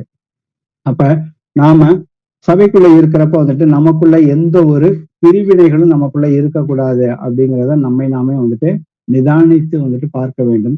அதே போல வந்து சபைக்குள்ள பாத்தீங்கன்னாக்க வாசிப்போமே அடுத்தது ரோமர் 14:1, அதுக்கு அடுத்து வந்துட்டு 2 தீமோத்தேயுல 2:3 வாசி. விசுவாசத்தில் பலவீனம் உள்ளவனை சேர்த்து கொள்ளுங்கள், ஆனாலும் அவனுடைய மன ஐயங்களை குற்றமாக நிர்ணயிக்காமல் இருங்கள். நீயும் இயேசு கிறிஸ்துவுக்கு நல்ல போர் சேவகனாய் தீங்கு அனுபவி. ஆமேன். அப்ப நாம சபைக்குள்ள இருக்கிறப்ப பாத்தீங்கன்னாக்க ஒவ்வொருத்தரும் ஒவ்வொரு பேக்ரவுண்ட்ல இருந்து வந்திருப்போம். ஒவ்வொருத்தவங்களுக்கு தனிப்பட்ட திறமைகள் வந்து இருக்கும். ஒருத்தர் வந்துட்டு போதிக்கிறவங்களாக இருக்கலாம், ஒருத்தவங்க வந்துட்டு ஊழியம் செய்கிறவர்களாக இருக்கலாம், ஒருத்தவங்களுக்கு புத்தி சொல்றவர்களாக இருக்கலாம், ஒருத்தவங்க வந்துட்டு அவங்க கர்த்தர் அவங்களுக்கு கொடுத்திருக்கிற அந்த திறமைகளை பயன்படுத்தி கர்த்தருடைய சபைக்குள்ள வந்துட்டு ஆத்துமாக்களை கொண்டு வருவதற்கும் அவங்களுக்கு மற்றவர்களுக்கு உதவி செய்வதற்கும் வந்து கர்த்தர் ஒவ்வொருத்தரையும் வந்துட்டு பயன்படுத்துறாரு. அப்ப அங்க பயன்படுத்துற நேரத்துல அங்க ஏதாவது வந்துட்டு ஒவ்வொருத்தருக்கும் ஒவ்வொரு விதமான பலவீனங்களும் இருக்கிறதுக்கு அங்க வந்துட்டு வாய்ப்பு இருக்கு. அப்ப அந்த இடத்துல சில நேரங்கள்ல வந்துட்டு அங்க வந்துட்டு பாத்தீங்கன்னா சாத்தான் கொண்டு வர விஷயங்களே பாத்தீங்கன்னாக்க அந்த வாக்குவாதங்களை வந்துட்டு சபைக்குள்ள வந்துட்டு சகோதரர்கள் மத்தியில வந்துட்டு கொண்டு வர்றதற்கு அதிகமான சந்தர்ப்பங்கள், சூழல்கள் வந்துட்டு ஏற்படும். அப்ப கர்த்தர் இந்த இடத்துல என்ன சொல்றாரு, விசுவாசத்துல பலமுள்ளவர்கள் வந்துட்டு பலவீனர்களை வந்துட்டு அவர்களுடைய சில காரியங்கள்ல வந்துட்டு வசனத்தோட ஒத்து வராத காரியங்கள் இருக்கிறப்ப அதை வந்துட்டு அவங்கள வந்துட்டு குற்றமாக நீங்க வந்துட்டு குற்றப்படுத்தாதீர்கள்னே வந்து சொல்லியிருக்கிறாரு. அப்ப அதை வந்துட்டு தெளிந்து அவங்களுக்கு வந்து சாந்தத்தோட அதை வந்துட்டு எடுத்து சொல்லணும். ஏன்னா நீ வந்துட்டு கிறிஸ்துவுக்காக நல்ல போர் சேவகனாய் நீ வந்து தீங்கை அனுபவிக்கணும்னு சொல்லியிருக்கிறப்ப அப்போ ஒரு போர் சேவகன் வந்துட்டு போருக்கு போறப்ப தன்னுடைய ராஜாவை காப்பாற்றணும், தன்னுடைய குடும்பத்தை காப்பாற்றணும், சக யுத்த வீரர்களையும் அவன் வந்து காப்பாற்றணுங்கிற அந்த நோக்கத்தோட எப்படி கிறிஸ்து நமக்காக நம்மளுடைய பாவங்களுக்காக மரித்தாரு, அவர் எல்லா காரியத்தையும் நன்மையான காரியங்களை செய்தாலும் வந்துட்டு அவர் வந்துட்டு அவரை வந்துட்டு நிறைய தீங்குகள் தான் அவருக்கு வந்து மாமிசத்தில் மட்டும் நடந்தது. கடைசியில அவர் வந்து சிலுவை மரணத்திற்கு போயும் அவர்களுக்காக வந்துட்டு ஜெபம் பண்ணினார். ஸோ அதே போலதான் நமக்கும் வந்துட்டு முரண்பாடுகள் வந்துட்டு கண்டிப்பா வந்துட்டு சபையில வந்துட்டு இருக்கதான் செய்யும். அதுல வந்துட்டு நாம எல்லோருமே வந்துட்டு பாவிகள் தான். சபைக்குள்ள இருக்கிறவர்கள் எல்லோருமே வந்து பாவிகள் தான். ஆனா பாவிகளாக இருக்கிறவங்க கர்த்தர் வந்துட்டு 99 நீதிமான்களை விட ஒரு பாவியை தேடிதான் நான் வந்து வந்திருக்கேன்னு சொல்லியிருக்காரு. அதனாலதான் பாவிகளை வந்து கர்த்தர் தன்னுடைய சபைக்குள்ள வந்து சேர்த்து இருக்கிறாரு. சேர்க்கிறப்ப வந்துட்டு அங்க சில முரண்பாடுகள் முன்ன பின்ன வந்துட்டு இருக்கதான் செய்யும். ஏன்னா ஒவ்வொருத்தரும் ஒவ்வொரு பேக்ரவுண்ட்ல இருந்து வந்திருக்கிறோம். ஏன்னா ஒவ்வொருத்தருக்கும் வந்துட்டு வளர்ந்த விதங்கள், அவர்கள் படித்த படிப்புகள், அவர்கள் வேலை பார்த்த முறைகள் எல்லாமே மாறி இருக்கும். ஒவ்வொருத்தரும் ஒவ்வொரு விதமான தொழில் வந்து செஞ்சிருப்பாங்க. ஆனா எல்லோருமே வந்து ஒரே ஆவியை பெற்றுக்கொண்டு சபைக்குள்ள வரப்ப பாத்தீங்கன்னாக்கா அங்க முரண்பாடுகள், அதே போல வந்துட்டு அவங்களுடைய சுபாவம், தனிநபருடைய விருப்பம் கூட அங்க இருக்கும். அவங்க தனிநபர் சில விளக்கங்களை வந்து கொடுப்பாங்க. அவங்களுடைய நடைமுறைகள், விதிமுறைகள்னு சொல்லி நிறைய காரியங்கள் வந்துட்டு உள்ள வரப்ப பாத்தீங்கன்னாக்க அங்க வந்து பிரிவினைகள் ஏற்படுவதற்கு அநேக வாய்ப்புகள் வரும். அந்த பிரிவினைகள் சில நேரத்துல வெளிப்படையாகவும் இருக்கும். ஆனா சில நேரத்துல பாத்தீங்கன்னாக்க இருதயத்துக்குள்ள வந்துட்டு அவங்களுக்குள்ளேயே வந்துட்டு அது வந்து ரொம்ப நாளா ஓடிக்கிட்டு கூட இருக்கும். ஆனா அதை வந்து அப்போதைக்கு வந்துட்டு நாம வந்துட்டு சரி செய்து கொள்ள வேண்டும். அப்படி சரி செய்து கொள்ளவில்லைனாக்க அது ஒரு நாளைக்கு வந்துட்டு பெரிய வந்துட்டு ஒரு பிளவை வந்து சபைக்குள்ள வந்துட்டு ஏற்படுத்தும். சோ அதெல்லாம் வந்துட்டு இருக்காதபடிக்கு நாம வந்துட்டு அந்த சபையோட ஒருமையை வந்துட்டு காத்து வந்துட்டு நடந்து கொள்ள வேண்டும் என்பதுதான் வந்துட்டு கர்த்தருடைய சித்தமாக இருக்கிறது. அடுத்தது பாத்தீங்கன்னாக்க சபையை குறித்து வந்துட்டு சில பேர் வந்துட்டு குற்றம் சொல்லுவாங்க. ஏதாவது சபையில செய்யற காரியங்களை குறிச்சோ இல்ல வந்து மற்ற சகோதரர்களுக்குள்ளே வந்துட்டு இருக்கிற ஒரு வேற்றுமையான சில காரியங்கள் பிடிக்காத காரியங்களை குறித்து வந்துட்டு மற்ற சகோதரர்கள்ட்ட வந்துட்டு குறை சொல்வதோ இல்ல எப்பொழுதுமே வந்துட்டு குற்றம் கண்டுபிடிப்பது எதை செய்தாலுமே அந்த மாதிரி காரியங்களும் வந்துட்டு சில நடக்கிறதுக்கு அதிகமான வாய்ப்புகள் இருக்கு. அதை குறிச்சு நாமே வந்துட்டு நிதானிக்கணும். அந்த மாதிரியான காரியங்கள் எனக்குள்ள இருக்குதா, நான் இன்னும் வந்து கர்த்தரை வந்து முழுமையாக ஏற்றுக்கொண்டேன், இன்னும் வந்துட்டு அந்த மாதிரியான குறை சொல்லக்கூடிய காரியங்கள் எனக்குள்ள வந்துட்டு இருக்குதா இல்லையா அப்படிங்கிறதை நாமே வந்துட்டு நிதானிச்சு பார்க்கணும். வாசிப்போமே எபேசியர்ல 4:2.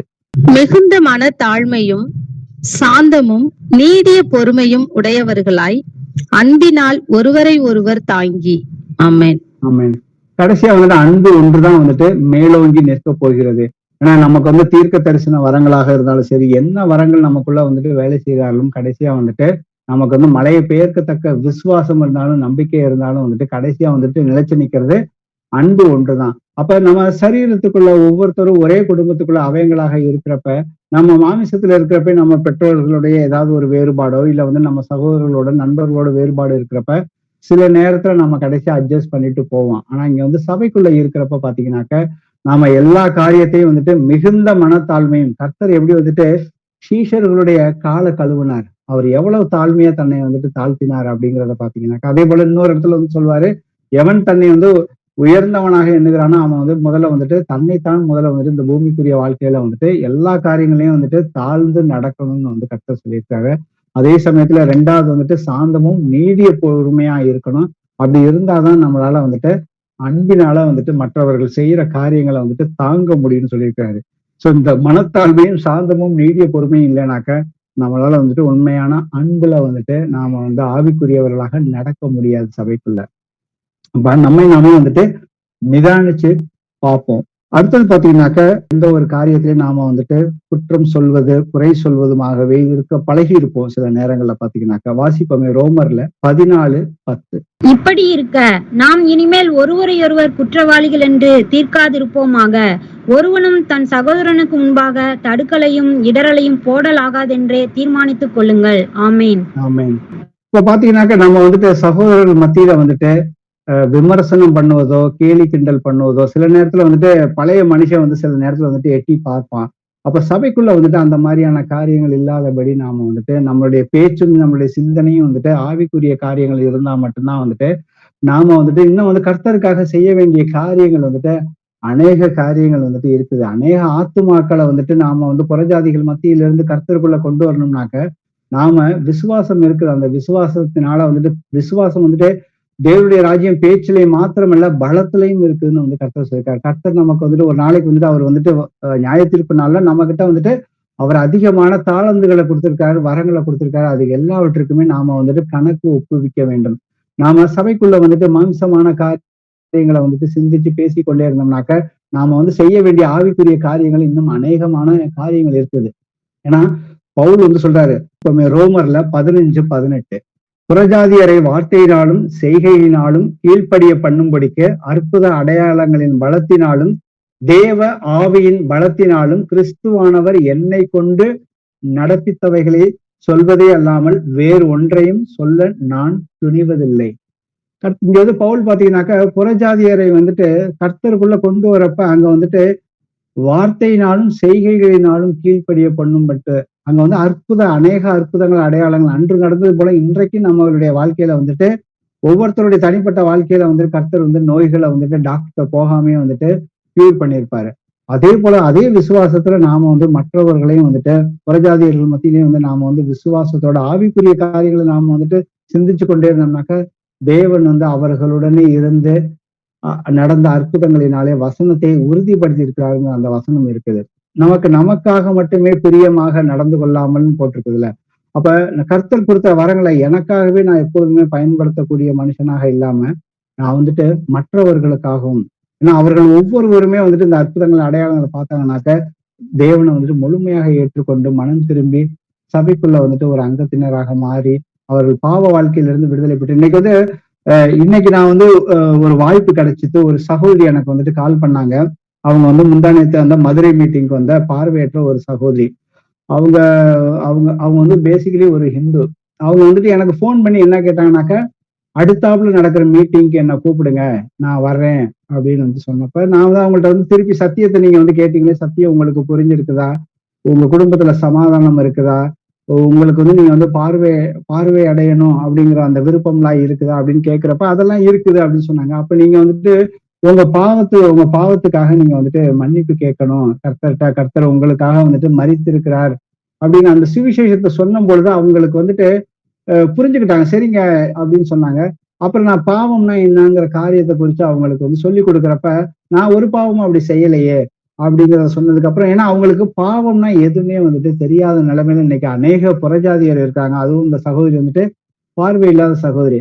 அதுக்கப்புறம் ஒவ்வொரு கேள்வியா அவங்கள்ட்ட கேட்டு ஏன்னா உங்களுக்கு கண்ணு தெரியாம இருக்கிறதுனால நீங்க வந்து உங்க பெற்றோரை வந்து கண்டிப்பா வந்துட்டு சபிச்சிருப்பீங்க, நீங்க கடவுளையே சபிச்சிருப்பீங்க, அப்படி இல்லைன்னா உங்க கணவரை வந்து சபிச்சிருப்பீங்கல்ல அப்படின்னு ஒவ்வொரு சில காரியங்களா ஒவ்வொன்றா கேட்க அவங்களுக்கு அப்பதான் வந்துட்டு இதெல்லாம் வந்துட்டு பாவமா, அப்ப இதுக்கு வந்துட்டு நீங்க வந்துட்டு ஏன்னா உங்களுடைய ஜெபத்துக்கு வந்துட்டு தடையாக இருப்பது உங்கள் பாவம் மட்டும்தான். அதை நீங்க வந்துட்டு முழுமையாக வந்துட்டு கர்த்தராகிய இயேசு கிறிஸ்து உங்களுக்காக வந்துட்டு தன்னுடைய ஜீவனை வந்துட்டு கொடுத்திருக்கிறாரு. உங்க பாவங்களை சுத்திகரிப்பதற்காக தன்னுடைய ரத்தத்தை வந்துட்டு சிந்தி இருக்கிறாரு. அவர் வந்து பாவமே செய்யாம அவர் வந்துட்டு மீண்டும் 3 நாள் கழித்து அவர் வந்து உயிரோட வந்துட்டு இன்னைக்கு வந்து பரலோகத்துல போயிட்டிருக்காரு. அவர் மறுபடியும் வரப்போகிறார் அப்படின்னு அந்த காரியத்தை அவங்களுக்கு சொல்லி அவங்க வந்து எப்படி பாவ அறிக்கை பண்ணணும். ஏன்னா இன்னைக்கு வந்து பாவத்திலிருந்து நாம செய்யற பாவத்திலிருந்து எப்படி விடுதலை பெற முடியும்னு சொல்லி இன்னைக்கு அநேக புறஜாதியர்கள் யாருக்குமே வந்து தெரியாது. எல்லோருமே வந்துட்டு ஏதாவது ஆடு மாடு பலி கொடுக்கணும், இல்ல வந்துட்டு மெக்கா மதினான்னு சொல்லி எங்கேயாவது போய் இல்ல வேளாங்கண்ணிக்கு போய் ஏதாவது ஒரு ஸ்தலத்துக்கு போய் இல்ல தண்ணியில மூழ்கி எழுந்திருச்சாலும் என் பாவத்தை தொலைக்கணும், அன்னதானம் பண்ணி பாவத்தை தொலைக்கணும்னு சொல்லி இன்னைக்கு வந்து அநேகர் வந்துட்டு போராடி கொண்டு இருக்கிறார்கள். ஆனா வந்துட்டு கர்த்தர் நமக்காக வந்துட்டு ஒரு எளிமையான வழியை ஏற்படுத்தி கொடுத்திருக்காரு. சோ இதை வந்து நாம வந்துட்டு வெளியில எடுத்துட்டு போகணும், ஒரு சபையாக வெளியில எடுத்துட்டு போகணும். அந்த சபையாக நாம வந்துட்டு இதை வந்து வெளியில கொண்டு போகணும்னாக்க நம்ம சபைக்குள்ள வந்துட்டு எந்த விதமான வேறுபாடுகள் வந்துட்டு சகோதரர் மத்தியில வந்துட்டு இருக்கவே கூடாது. அப்படி இருந்தாக்கா அதை வந்துட்டு உடனே வந்துட்டு சரி செய்யறதுக்கு நாம வந்துட்டு எப்பொழுதுமே வந்து முயற்சி பண்ணணும். அதுக்கடுத்தது பாத்தீங்கன்னாக்க வம்பு பேச்சு, கோல் சொல்வது, அந்த மாதிரியான காரியங்களையும் வந்து சபைக்குள்ள வந்துட்டு இருக்கக்கூடாதுங்கிறதுதான் வந்துட்டு கர்த்தருடைய சித்தமாக இருக்கிறது. ஏன்னா வந்துட்டு வம்பு பேச்சுக்கு செவி சாய்க்க நம்ம வந்துட்டு அது மாதிரி ஒரு காரியங்கள் நமக்கு சம்பந்தமே இல்லாத ஒரு காரியங்கள் நம்ம காதுக்கு வருதுனாக்க, யாராவது வந்து சொல்றாங்கனாக்க அந்த காரியத்துக்கு வந்து நாம வந்துட்டு செவி கொடுக்க கூடாது. நாம அப்படி செவி கொடுக்குறப்ப என்னாச்சுனாக்க பாத்தீங்கன்னாக்க அவங்களையும் வந்துட்டு பாவத்துல சொல்றவங்களும் வந்துட்டு தேவையில்லாம, ஏன்னா அவங்களுக்கு சம்பந்தமே இல்லாம இன்னும் வேற ஒரு காரியத்தை குறித்து அவங்க கிட்ட போய் பேசுறப்ப நமக்கு அதுல சம்பந்தம் இருந்தாலாவது பரவாயில்ல, அதை கேட்கறதுல அதை குறித்து நாம வந்து பேசுவதற்கோ நமக்கு வந்துட்டு ஓகே சத்தியத்தின்படி தியானிக்கலாம். நமக்கு ஒரு தெரியாத காரியங்களை நம்ம கிட்ட வந்துட்டு கொண்டு வந்து பேசுறப்ப பாத்தீங்கன்னாக்க வேதத்தின்படி பாத்தீங்கன்னா அது வந்து குறை சொல்லக்கூடிய காரியங்களாக தான் இருக்குது. நீதிமொழிகள்ல 17:4 வாசிப்போம். துஷ்டன் அக்கிரம உதடுகள் சொல்வதை உற்று கேட்கிறான், பொய்யன் கேடுள்ள நாவுக்கு செவி கொடுக்கிறான். ஆமென். ஆமென். அப்ப பாத்தீங்கன்னாக்க துஷ்டன் அக்கிரம உதடுகள் சொல்லுவதை உற்று கேட்கிறான். யாராவது ஒரு காரியத்தை வந்துட்டு குறிச்சு வந்துட்டு பேசுறப்ப நாம வந்துட்டு புறஜாதியாரா இருக்கலாம், இல்ல சபைக்குள்ள யார் வேணா இருக்கலாம், நமக்கு சம்பந்தமே இல்லாத ஒரு விஷயத்த வந்துட்டு உள்ள வந்துட்டு கொண்டு திணிக்கிறப்ப நாம அந்த விஷயத்துல வந்துட்டு இன்ட்ரெஸ்ட் காட்டணுமா வேணாமா அப்படிங்கிறது நாம தான் வந்துட்டு முடிவு செய்யணும். நமக்குள்ள வந்துட்டு தேவனுடைய ஆவி இருக்கிறது. அப்ப அதை நாம வந்துட்டு நிதானிச்சு வந்துட்டு பார்க்கணும். அடுத்தது வாசிப்போம். நீதிமொழிகள்ல 16:28. மாறுபாடு உள்ளவன் சண்டையை கிளப்பி விடுகிறான், கோல் சொல்லுகிறவன் பிராண சிநேகிதரையும் பிரித்து விடுகிறான். ஆமென். ஆமென். சோ இந்த மாதிரி விஷயங்கள் வந்துட்டு நடக்கிறப்ப பாத்தீங்கன்னாக்க சண்டைகளை வந்துட்டு அங்க அதிகமாக நமக்கு சம்பந்தமே இல்லாத விஷயங்கள் இல்ல அப்படி சம்பந்தம் இருந்தாலும் அதை வந்துட்டு கிண்டி கிளப்பி அதை வந்து அடுத்த ஸ்டேஜுக்கு அதை வந்து கர்த்தர் வந்துட்டு சமாதானத்தை தேடுகிறவர்கள் வந்துட்டு தேவனுடைய புத்திரராக இருக்கிறார்கள் சொல்லியிருக்கிறப்ப நாம கர்த்தருடைய ஆவியை பெற்றுக்கொண்டு இன்னும் வந்துட்டு சண்டையை வந்துட்டு இன்னும் அனல் நெருப்பு மூட்டி கிளப்புற பிள்ளைகளாக நாம என்னைக்குமே வந்துட்டு இருக்கக்கூடாது. சோ ஏதாவது ஒரு குறைபாடுகள் இருந்தாக்கா அதை வந்துட்டு கர்த்தருடைய ஆவி உடையவர்கள் அதை வந்து சரி செய்யதான் பார்க்கணும். அது வந்து புறஜாதிகள் மத்தியிலாக இருந்தாலும் சரி இல்ல சபைக்குள்ளாக இருந்தாலும் சரி அதை வந்துட்டு உடனே சரி செய்வதற்கு கர்த்தருடைய கிருபையை பெற்று நாம வந்துட்டு அவருடைய ஆவியை நமக்கு அளவில்லாமல் வந்துட்டு கொடுத்திருக்கிறாரு. அப்ப நாம வந்துட்டு அதை வந்து ஜாக்கிரதையாக ஏன்னா ஆவியின் ஒருமையை காத்து கொள்வதற்கு ஜாக்கிரதையாக இருக்கணும்னு வந்துட்டு சொல்லியிருக்கிறாரு. அப்ப சபைக்குள்ள வந்துட்டு இதுக்கு வசனமே வந்து கர்த்தர் சொல்லியிருக்காரு. வாசிப்போமே கலாத்தியர்ல 5:15 வாசி. நீங்கள் ஒருவரை ஒருவர் கடித்து பட்சித்தீர்களானால் அழிவீர்கள். அப்படி ஒருவரால் ஒருவர் அழிக்கப்படாதபடிக்கு எச்சரிக்கையாய் இருங்கள். ஆமென். இது பாத்தீங்கன்னா சபைக்குள்ளதான் வந்துட்டு கர்த்தர் வந்து சொல்லியிருக்காரு. கலாத்திய சபைக்குள்ள உங்களுக்குள்ள ஒருவருக்கு ஒருவர் வந்து கடித்து பட்சித்தீர்களானால் அழிவீர்கள் சொல்லியிருக்காரு.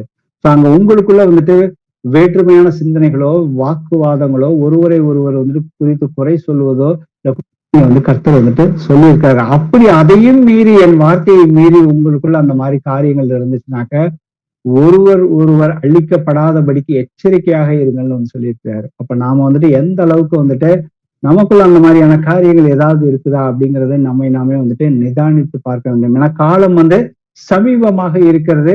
அப்ப நாம வந்துட்டு சபையோட ஒருமையை காத்துக்கொள்ளணும். நாம எந்த பட்டணத்துல இருந்தாலும் அந்த சபைக்குள்ள இருக்கிறப்ப வந்துட்டு அந்த கர்த்தருடைய சபை அது என்னுடைய குடும்பம், அது எனக்கு தான் அதிகமான பொறுப்பு இருக்குது அப்படிங்கிறத நாம வந்து உணர்ந்து நாம வந்துட்டு அதை வந்துட்டு விசுவாசத்தோட அந்த கிருகைகளை வந்துட்டு வெளிப்படுத்தணுங்கிறதா வந்துட்டு கர்த்தருடைய சித்தமாக இருக்கிறது. அப்ப இவ்வளவு நேரம் பாத்தீங்கன்னாக்கா நாம வந்து சபையோட ஒருமையை வந்துட்டு காத்துக்கொள்ளணும். சபைக்குள்ள ஏதாவது ஒரு பிரச்சனை இருக்குது, சகோதரர்கள் மத்தியில இருக்குது, இல்ல மூப்பர்களுக்குள்ளயும் பிரச்சனை இருக்குது, இல்ல சகோதரருக்கும் மூப்பருக்கும் இருக்குது, இல்ல சகோதரர்களுக்கு மத்தியிலும் வந்துட்டு பிரச்சனைகள் இருக்குனாக்க இதை வந்துட்டு நாம மாமிசத்தின் வழியாக எதையுமே வந்துட்டு சரி செய்யவே முடியாது. மாமிசத்தினால செய்ய முயற்சி செய்தோமானால் அது வந்துட்டு ஒரு டெம்பரவரியா தான் இருக்குமே வழிய பின்னாடி வந்து அது திருப்பியும் வந்துட்டு ஒரு மனக்கசப்புக்குள்ள கொண்டு போறதுக்கு வழி இருக்குது. ஆனா கர்த்தருடைய ஆலோசனை கர்த்தருடைய வசனத்தின்படி நாம வந்துட்டு சரி செய்ய ஆரம்பிச்சோம்னாக்க அது எல்லாமே வந்துட்டு சுமூகமாகவும் சமாதானமாகவும் சந்தோஷமாகவும் என்றைக்கும் நிலைத்து நிற்கக்கூடியதாகவும் தான் இருக்கும். வேணா வாசிப்போமே மத்தேயுல 18வது அதிகாரத்துல 15-17 வரைக்கும் வாசிப்போம். உன் சகோதரன் உனக்கு விரோதமாக குற்றம் செய்தால் அவனிடத்தில் போய் நீயும் அவனும் தனித்திருக்கையில் அவன் குற்றத்தை அவனுக்கு உணர்த்தே. அவன் உனக்கு செவி கொடுத்தால் உன் சகோதரனை ஆதாயப்படுத்தி கொண்டாய். அவன் செவி கொடாமற் போனால் 2-3 சாட்சிகளுடைய வாக்கினாலே சங்கதிகளால் நிலைவரப்படும்படி இரண்டொருவரை உன்னுடனே கூட்டிக் கொண்டு போ. அவர்களுக்கும் அவன் செவி கொடாமற் போனால் அதை சபைக்கு தெரியப்படுத்து. சபைக்கும் செவி கொடாதிருப்பானால் அவன் உனக்கு அஞ்ஞானியை போலவும் ஆயக்காரனை போலவும் இருப்பானாக. ஆமீன். ஆமீன். சோ இந்த இடத்துல பாத்தீங்கன்னாக்க கண்டிப்பா வந்துட்டு முரண்பாடுகள் வந்துட்டு ஏதாவது ஒரு காரியத்துல வந்துட்டு கண்டிப்பா வந்துட்டு வரதான் செய்யும். அதை வந்துட்டு ஏன்னா இடர்கள் வந்துட்டு வராமல் இருப்பதற்கு வாய்ப்பே இல்லைன்னு கர்த்தர் வந்து சொல்லியிருக்கிறாரு. இடர்கள் வரதான் செய்யும். அதை சரி செய்ய வேண்டியது ஏன்னா கர்த்தருடைய ஆவியை பெற்றுக்கொண்டவர்கள் எல்லோருமே அதை எப்படி சரி செய்ய முடியும்னு சொல்லி கர்த்தர் வந்துட்டு வசனத்துல வந்து சொல்லியிருக்கிறாரு. அப்ப யாருடன் வந்து நமக்கு வந்துட்டு முரண்பாடோ ஒரு வாக்குவாதமோ எதுவும் இருந்தாலும் சரி அவர்களுடன் வந்து நாம எப்பொழுதுமே வந்துட்டு அன்பாகவும் தைரியமாகவும் அதை குறித்து பேசாமல் நாம வந்து சம்பந்தப்பட்ட ஆள்கிட்ட மட்டும்தான் பேசணும்னு சொல்லி நமக்கு வந்து வசனம் வந்து சொல்லியிருக்குது. அதை விட்டுட்டு நாம போய் 3வது நபரிடம் வந்து அதை வந்துட்டு பகிர்ந்து கொள்ளக்கூடிய சோதனைகள் நமக்கு எப்பொழுதுமே வரும். ஏன்னா அது வந்து பழைய மனுஷனுக்குரிய சுபாவம், அது நமக்குள்ள இருந்தது பழைய காலத்துல. அப்படி வந்துட்டு 3வது நபர்கிட்ட வந்துட்டு நாம போய் பேச ஆரம்பிச்சோம்னாக்க இன்னும் வந்துட்டு அந்த ஒற்றுமைக்குரிய சபைக்குரிய அந்த ஒற்றுமைக்குரிய காரியங்கள் வந்துட்டு குலைச்சு போடுவதற்கு பிசாசானவன் எப்பொழுதுமே அதுல வந்துட்டு அனல் மூட்டி தீய வந்துட்டு கொளுத்தி விட்டுக்கிட்டே இருப்பான். ஆனா நாம வந்துட்டு அதற்கு மாறாக கர்த்தருடைய வசனத்தின்படி பாத்தீங்கன்னாக்க சம்பந்தப்பட்ட நபர்கிட்ட வந்துட்டு நேரிலேயோ போன்லயோ ஏதாவது ஒரு விதத்துல வந்துட்டு அந்த சம்பந்தப்பட்ட பிரச்சனைகளை குறித்து நாம் வந்து ஆலோசனை செய்ய வேண்டும் கர்த்தர் சொல்லியிருக்கிறாரு. ஆலோசனை செய்து அதுலயும் வந்துட்டு ஒரு முடிவு வரலைனாக்க அதுக்கப்புறம் 2-3 சாட்சிகள் நிலைவரப்படுவதற்காக சாட்சிகளோட போய் அந்த காரியத்தை சரி செய்வதற்கு நாம வந்துட்டு பேச வேண்டும். அப்படியே முடியாம போச்சுனாக்கா அதை வந்துட்டு சபைக்கு வந்துட்டு நீ வந்துட்டு அறிவிக்க வேண்டும். சபைக்கும் வந்து அவன் வந்து செவி கொடுக்கலைனாக்கா அவன் வந்து உனக்கு அந்நியனை போல இருப்பான் அப்படின்னு சொல்லியிருக்காரு. அப்ப கர்த்தர் வந்துட்டு நமக்கு வழிமுறைகளை வந்துட்டு கொடுத்திருக்காரு. சபைக்குள்ள வந்துட்டு ஒருமையை வந்துட்டு நாம ஒவ்வொருத்தரும் வந்துட்டு காத்து கொள்ள வேண்டும். ஏன்னா சபைக்குள்ள அநேக நற்கிரிகளை செய்வதற்காக தான் கர்த்தர் வந்துட்டு நம்மளை வந்துட்டு வச்சிருக்கிறாரு. அந்த நற்கிரிகள் நாம வந்துட்டு எப்படி செய்ய முடியும்னாக்க சபைக்குள்ள வந்துட்டு முழு சமாதானமும் சந்தோஷமும் சகோதர சகோதரிகள் மத்தியில எப்பொழுதும் இருக்கும் பொழுது பாத்தீங்கன்னாக்க கர்த்தர் வந்துட்டு இந்த மாதிரி சபைகளை வந்துட்டு எப்பொழுதுமே ஆசீர்வதிச்ச அந்த சபையை வந்து மேலும் மேலும் வந்துட்டு அதிக ஆத்துமாக்களை கொண்டு வந்து சேர்த்து அவருக்கு சித்தமான காரியங்களை செய்வதற்கு திறந்த வாசலை வந்து கர்த்தர் எப்பொழுதுமே வந்துட்டு திறந்து கொடுத்திருக்கிறாரு. 1 கொரிந்தியர்ல 10:24. ஒவ்வொருவனும் தம் சுய பிரயோஜனத்தை தேடாமல் பிறனுடைய பிரயோஜனத்தை தேட கடவன். ஆமென். ஆமென். இந்த இடத்துல பாத்தீங்கன்னாக்க நாம நம்ம பற்றியே வந்துட்டு நாம வந்துட்டு எண்ணாமல் மற்றவர்களை குறித்தும் குறிப்பாக சபைக்குள்ள இருக்கிறவங்களை குறித்து நாம வந்துட்டு எப்பொழுதுமே அவர்களுக்கு எது நன்மையானது என்பதையும் வந்து நாம வந்துட்டு அவங்களுக்கு எது எதெல்லாம் வந்துட்டு நன்மையானது பிரயோஜனமானது ஆவிக்குரிய ரீதியில எப்படி வளர்வதற்குரிய காரியங்கள் இருக்குது அப்படின்னு சொல்லிட்டு என்னுடைய சுய இஷ்டத்தின்படி நாம வந்துட்டு நடக்கக்கூடாதுன்னு இந்த வசனத்துல வந்துட்டு சொல்லியிருக்கு. அப்ப மற்றவர்கள் வந்துட்டு இதன் மூலியமாக வளர்வதற்கு நாம ஒவ்வொருவருமே ஒருத்தர் வந்துட்டு நாம வந்து கனப்படுத்தல வந்து முந்திக் கொள்ள வேண்டும் என்று கர்த்தர் சொல்லியிருக்காரு. இந்த மாதிரி நாம வந்து சபைக்குள்ள அத்தனை பேருமே இருந்தோம்னாக்க சபையை வந்து கர்த்தர் வந்துட்டு அடுத்த நிலைக்கு வந்துட்டு ஒவ்வொரு பட்டணத்திலையும் வந்துட்டு அழகா வந்துட்டு அவர் கொண்டு வந்துட்டு அநேக ஆத்துமாக்களை வந்துட்டு கர்த்தர் நமக்கு வந்துட்டு கண்டிப்பா வந்து கொடுப்பாரு. ஆனா சபை கூடி வருதலையும் நாம வந்து விட்டு விடக்கூடாது. அதனால நமக்கு என்னென்ன நன்மைகள் இருக்குது தனிப்பட்ட முறையிலும் ஒரு சபையாவும் இருக்குது அப்படிங்கிறத குறித்து நாம வந்து பார்த்தோம். அதே போல சபையோட ஒருமையை காத்து கொள்வதற்கு நாம ஒவ்வொருத்தருக்குமே வந்துட்டு பொறுப்பு இருக்குது, கடமை இருக்குது. அதை நாம என்றைக்கும் மறந்து விடக்கூடாது. நம்மை நாமே வந்துட்டு நிதானித்து பார்ப்போம். Praise Lord brothers and sisters. எங்கள் கர்த்தராகிய இயேசுவே, உம்மை போற்றுகிறோம், உம்மை வாழ்த்துகிறோம், உம்மை ஆராதிக்கின்றோம், உமக்கு நன்றி செலுத்துகிறோம். அப்பா இயேசுவே, ஜீவன் உள்ளவரே, நீர் எங்களுடைய பாவங்களுக்காக நீர் மரித்தீர், அடக்கம் பண்ணப்பட்டீர், உயிர் தெழுந்தீர், இன்று பரலோகத்துல வீட்டிருக்கிறீங்கப்பா. அப்பா தகப்பனே, உங்களுடைய மரணத்தையும் உங்களுடைய உயிர் தெழுந்தையும் விசுவாசிக்கிற ஒவ்வொருவருக்குள்ளாகவும் நீர் வந்துட்டு பரிசுத்த ஆவியானவராக வந்து எங்களை இன்றளவும் வழி நடத்தி வந்து எங்களுடைய எல்லா தேவைகளையுமே நீர் சந்தித்து எங்களுக்கு தேவையான உணவு, உடை, தண்ணீர், தங்குமிடம் எல்லாவற்றையும் கொடுத்து எங்களுக்கு முழு பாதுகாப்பை இயேசு கிறிஸ்துவின் நாமத்தினால எங்களுக்கு கொடுத்து எங்களை வழிநடத்தி வரீங்கப்பா. அப்பா தகப்பனே, நாங்கள் வந்துட்டு எங்களுடைய மாமிச சிந்தனையினாலே உங்களுடைய வசனம் தெரிந்து நாங்கள் வந்துட்டு இன்னும் வந்துட்டு முழுமையாக சபை கூடி வருதலை வந்துட்டு விட்டு விடக்கூடாதுன்னு சொல்லியிருக்கீங்கப்பா. அது சில நேரங்களை நாங்க வந்து விட்டு இருக்கோம்ப்பா. அந்த சபை கூடுதல கூடி வரும் பொழுது நாம வந்துட்டு ஒருவரை கவனிக்கணும்னு சொல்லியிருக்கீங்கப்பா. அதையும் நாங்கள் வந்து சில நேரங்கள் வந்துட்டு ஒழுங்காக செய்யாம இருக்கிறோம்ப்பா. அதே போல ஒருவருக்கு ஒருவர் புத்தி சொல்ல வேண்டும் சொல்லியிருக்கிறீங்கப்பா.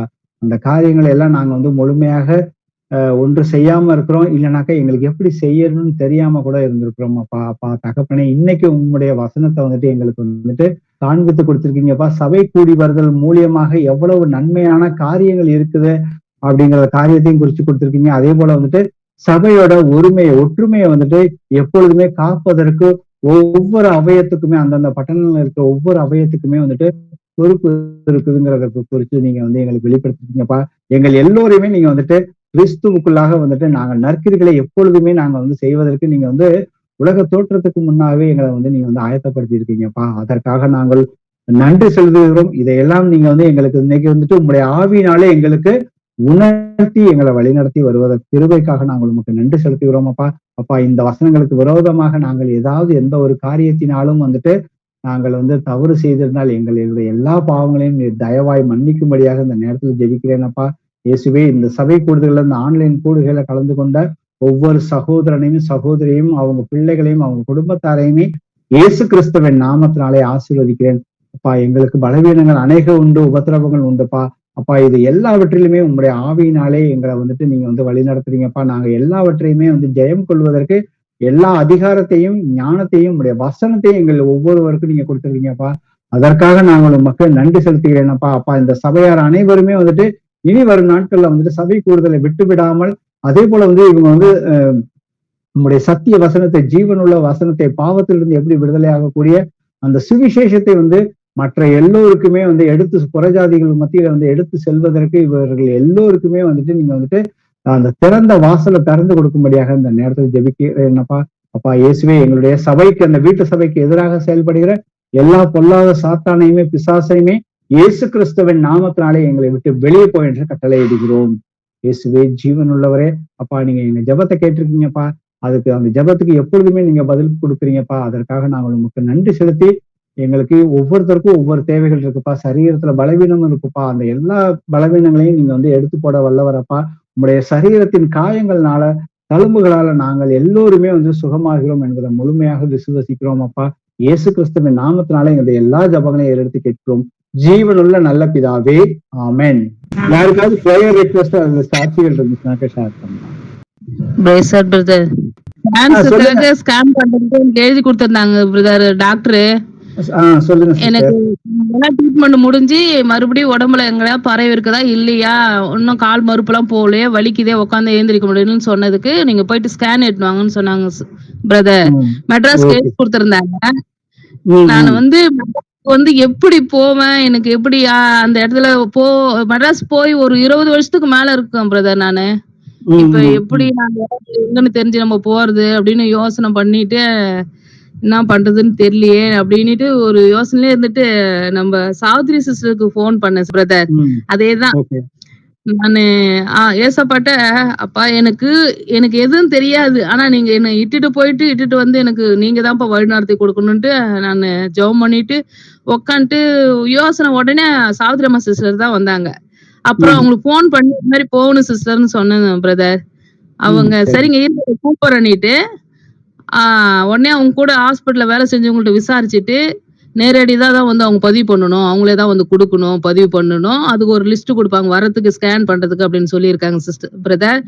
அப்புறம் அவங்க பிள்ளைங்க மெட்ராஸ்ல இருக்காங்க பழகுது, அவங்கள்ட்ட சொல்லிருக்காங்க ஆண்டி வராங்க, அவங்களை கூட்டு போறீங்களான்னு. வர சொல்லுங்கம்மா நாங்க கூட்டு போறேன்னு. அதுக்கப்புறம் அவங்க போன் பண்ணி கூடகத்துக்கு போயிட்டு ஜெபம் முடிஞ்சதும் அந்த பிள்ளைங்களோட என்னை அழைச்சு என்னை இட்டுட்டு போயிட்டு ரோசி சிஸ்டர் வீட்டுல கொண்டு போயிட்டு நைட்டு விட்டுட்டு அந்த பிள்ளைங்க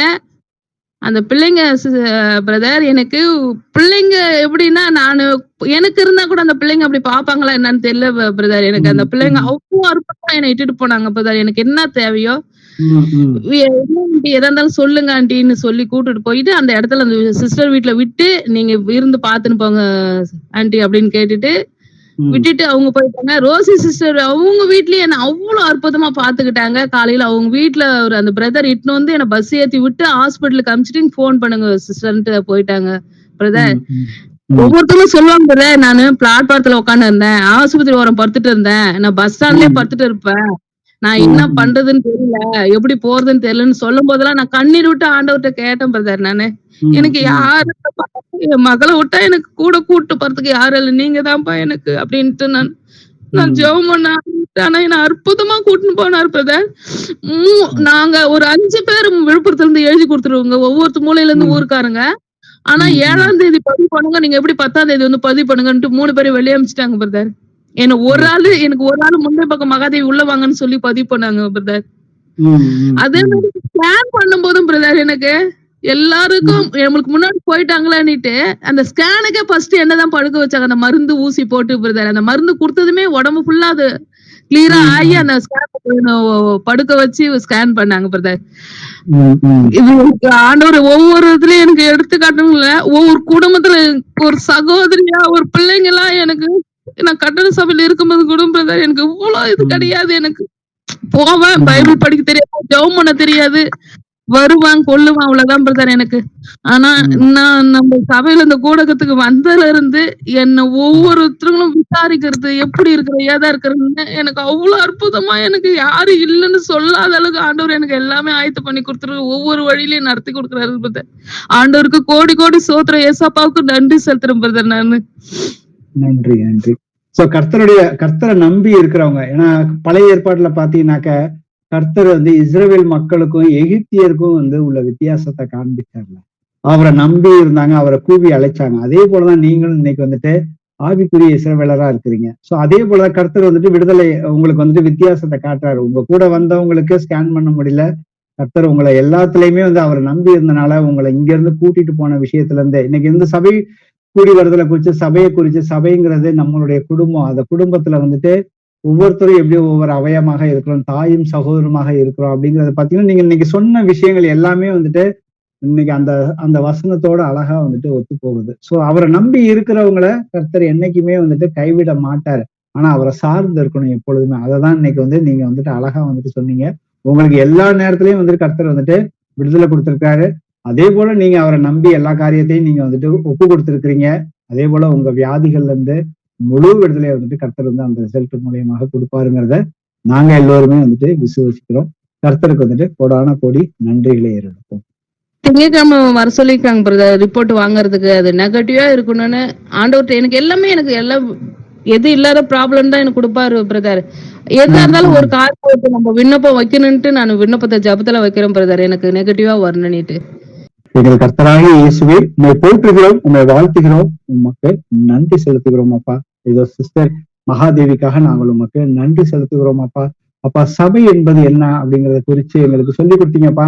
அதற்கு அந்த வசனத்துக்கு ஏற்றபடியே நீங்க வந்துட்டு இங்க ஒரு பெரிய சாட்சியை வந்து சகோதரி மூலியமாக நீங்க வந்துட்டு எங்களுக்கு வந்துட்டு காண்பிச்சு கொடுத்தீங்கப்பா. அதை கேட்கிறப்ப வந்துட்டு நாங்களே வந்துட்டு அந்த பழைய ஏற்பாட்டுல வந்துட்டு எப்படி வந்துட்டு இஸ்ரவேல் புத்திரர்களுக்கும் எகிப்தியருக்கும் நடந்த அந்த வேறுபாடை காமிச்சீங்களோ அதே போல நீங்க காமிச்சு நீங்க வந்து சகோதரிய வந்துட்டு முழு பாதுகாப்புடன் அவங்க இருந்த இடத்துல இருந்து கூட்டிக் கொண்டு அவங்க அந்த டாக்டரை போய் சந்திக்கிற வரைக்கும் எல்லா இடத்துலயும் வந்துட்டு நீங்க வந்துட்டு முழு பாதுகாப்பை கொடுத்து அதை வந்துட்டு நீங்க வந்துட்டு உதவி செஞ்சீங்கப்பா. அதற்காக உமக்கு கொடான கோடி நன்றிகளை ஏறெடுக்கிறோம் அப்பா. இயேசுவே ஜீவன் உள்ளவரை இம்மட்டும் செய்திருக்கிறீங்கப்பா. அந்த திங்கட்கிழமை அந்த ரிப்போர்ட் ஸ்கேன் ரிப்போர்ட் வாங்க வர சொல்லியிருக்காங்கப்பா. அந்த ரிப்போர்ட் எல்லாமே வந்துட்டு நெகட்டிவா தான்ப்பா வரும். அது வந்து இயேசு கிறிஸ்துவுக்கு சித்தமான ரிசல்ட் தான் அதுல வருங்கிறத நாங்க வந்து உறுதியாக இருக்கிறோம் அப்பா. ஏன்னா வந்துட்டு உங்களுடைய தழும்புகளால நீங்க சகோதரிக்காக வந்துட்டு நீங்க வந்து காயப்பட்டிருக்கீங்கப்பா. உங்களுடைய தழும்புகளால வந்துட்டு சகோதரி வந்துட்டு முழுமையாக வந்துட்டு அந்த வியாதிகள் வந்து விடுதலை அடைஞ்சிருக்காங்கிறத நாங்க வந்து விசுவசிக்கிறோமாப்பா. அதற்காக உமக்கு கொடான கோடி நன்றிகளை ஏறெடுத்து இயேசு கிறிஸ்துவின் நாமத்தினாலே என்னுடைய எல்லா ஜபத்தையும் ஏறெடுத்து கேட்கிறோம் ஜீவனுள்ள எங்கள் நல்ல பிதாவே, ஆமென். Brother praise lord sister. Praise lord brother. Praise lord sister.